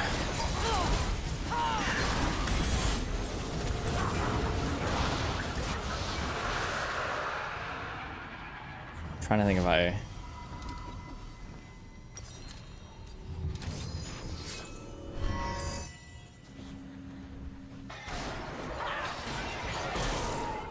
I'm flipping a coin. Heads I say something and tails I say nothing. Often, we quickly found out that nobody questions, criticizes, nor runs security background checks on trannies. The reason someone like Steven Crowder gets into this position is not because of his cunning. It's because people are like, oh, you're a fucking weirdo freak. I'm staying, 20 feet away from you at all times. We're really able to learn what today's progressive issues are all about. And I guess in this case, it's a massive own. He's proven that people are tolerant of him. Having said that, I think we can end this video on a positive note. I'm proposing that with people might be a way for some of these concern trolls to indulge in things and lifestyles that they never thought were possible because they're so opposed to them. So by pretending to be the very thing that you hate, you might actually gain some sympathy, or you might be like, oh, actually, the people in this community I kind of fuck with. All right, guys, that is going to do it for this episode of iDubbbz Complains. I hope you enjoyed watching. I will put a Patreon link down below. I'm still cooking on what needs to be uploaded there, so don't expect content on there straight away. Thank you for all of your kind comments down below. I know that they're all going to be kind, just singular kind words like you rock, go you go. And good one. You wearing a suit? Yes. 2-360. I already showed it off scroll earlier. This is my legal eagle. When I apply to go with them. I'm supposed to have suspenders with this. I thought the guy sent me suspenders, but he didn't. I need to buy some, so I have no suspenders on. My cute, look how cute this is. The cutie suit.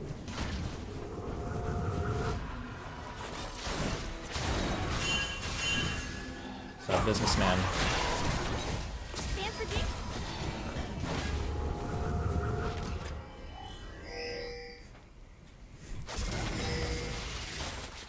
Your shoes? I just have like a pair of brown, some bullshit. I don't know what the fuck they are. You can also wear a belt with it, but the belt color... No, I can't, because I have no belt loops. The pants are custom tailored. They have a suspender hooks or whatever. You need a nice watch with a suit. Yeah, the 3 things I was looking at is, you don't have suspenders, please tell me you have a belt. The tailor guy, he said the suspenders look nice. He said people don't wear them as much. And he said the suspenders are nice because you don't have to have like a belt or worry about any of that. And that it holds everything together very neatly. I was like, okay, fuck it. Suspender me up, chief. I think I need a tie clasp. The thing that holds your tie in place. I think I need cufflinks, right? Because people like those. And then I need a nice watch, but I don't know. I'll have to like do research into what a nice watch is. How much would you spend on a watch? I don't know. Less than 10K, I guess? I don't know what a good Rolex costs or whatever. Or I don't even know if that's like the appropriate one. Isn't there like some Asian one that people are like, oh, get this?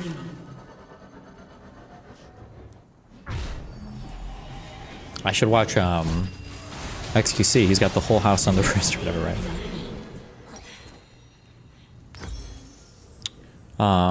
Okay.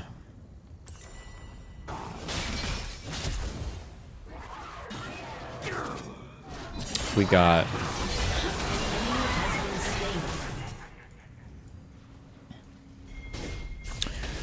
I think this website is live. Someday I will get different pictures of me, and I won't have... Did you see GRM's crash out? No, I didn't. A crash out again? Someday there will be a different picture of me. Oh wait, my picture isn't on this. That's good. So... I think they're relaunching the Unfuck America tour because the first part of it did go really well, and then it kind of got fucked. But now we're doing the Unfuck America tour. Okay. The goal is to raise money for this event through ticket sales. All money raised is going towards our voter registration program launching in the fall. The goal is also to combat Charlie Kirk's Student Action Summit event, which is his biggest event of the year.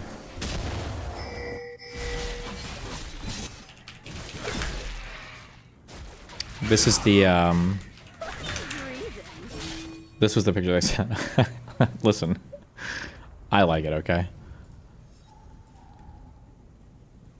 Wait, are you even photoshopping my... Wait, why are you making this? You're just taking photos from my Instagram and reposting them. Are you actually making my head bigger? Oh, no, wait, I think you are. No, I don't think you are. Wait, are you?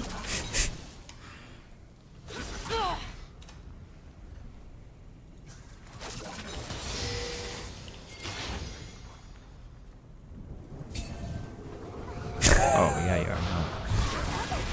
It was so stupid.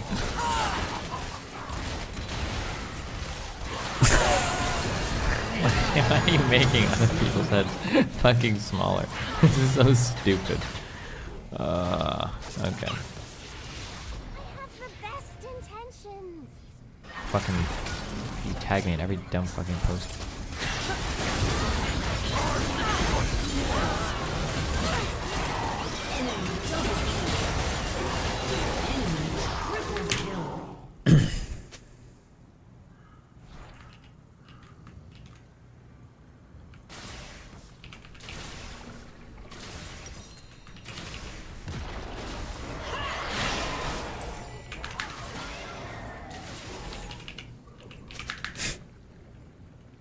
Wait, what is this? Oh, I didn't actually watch this. Fuck. And cop is to be... Okay. I'm just gonna click go live on my TikTok. Does this like... Live. Go live. Device camera. Practice mode is available. Oh, I want to practice. Welcome to practice mode. You'll have at least 30 seconds to explore live features and practice by yourself. Decide whether to officially go live or stay in this mode when you see a countdown pop up. Oh my god. Your team has destroyed an inhibitor. Add live goal.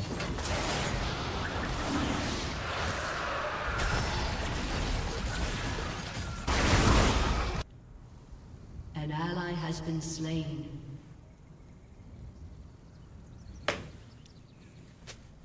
Ready to go live? Click go live. Confirm your age. Okay. Don't fuck up the birthday. We can do this.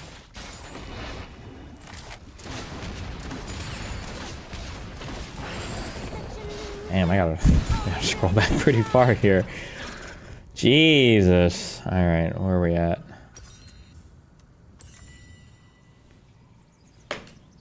Choose method. Facial age estimation. Credit card authorization. And selfie with ID. Bro, are we serious? Facial age estimation. Make me old. I'm old. Continue. Got it. Allow.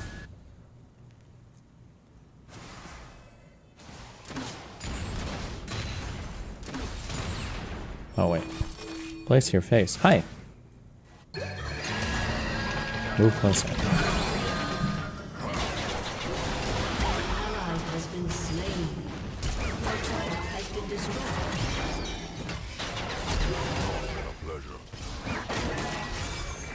Age confirmed.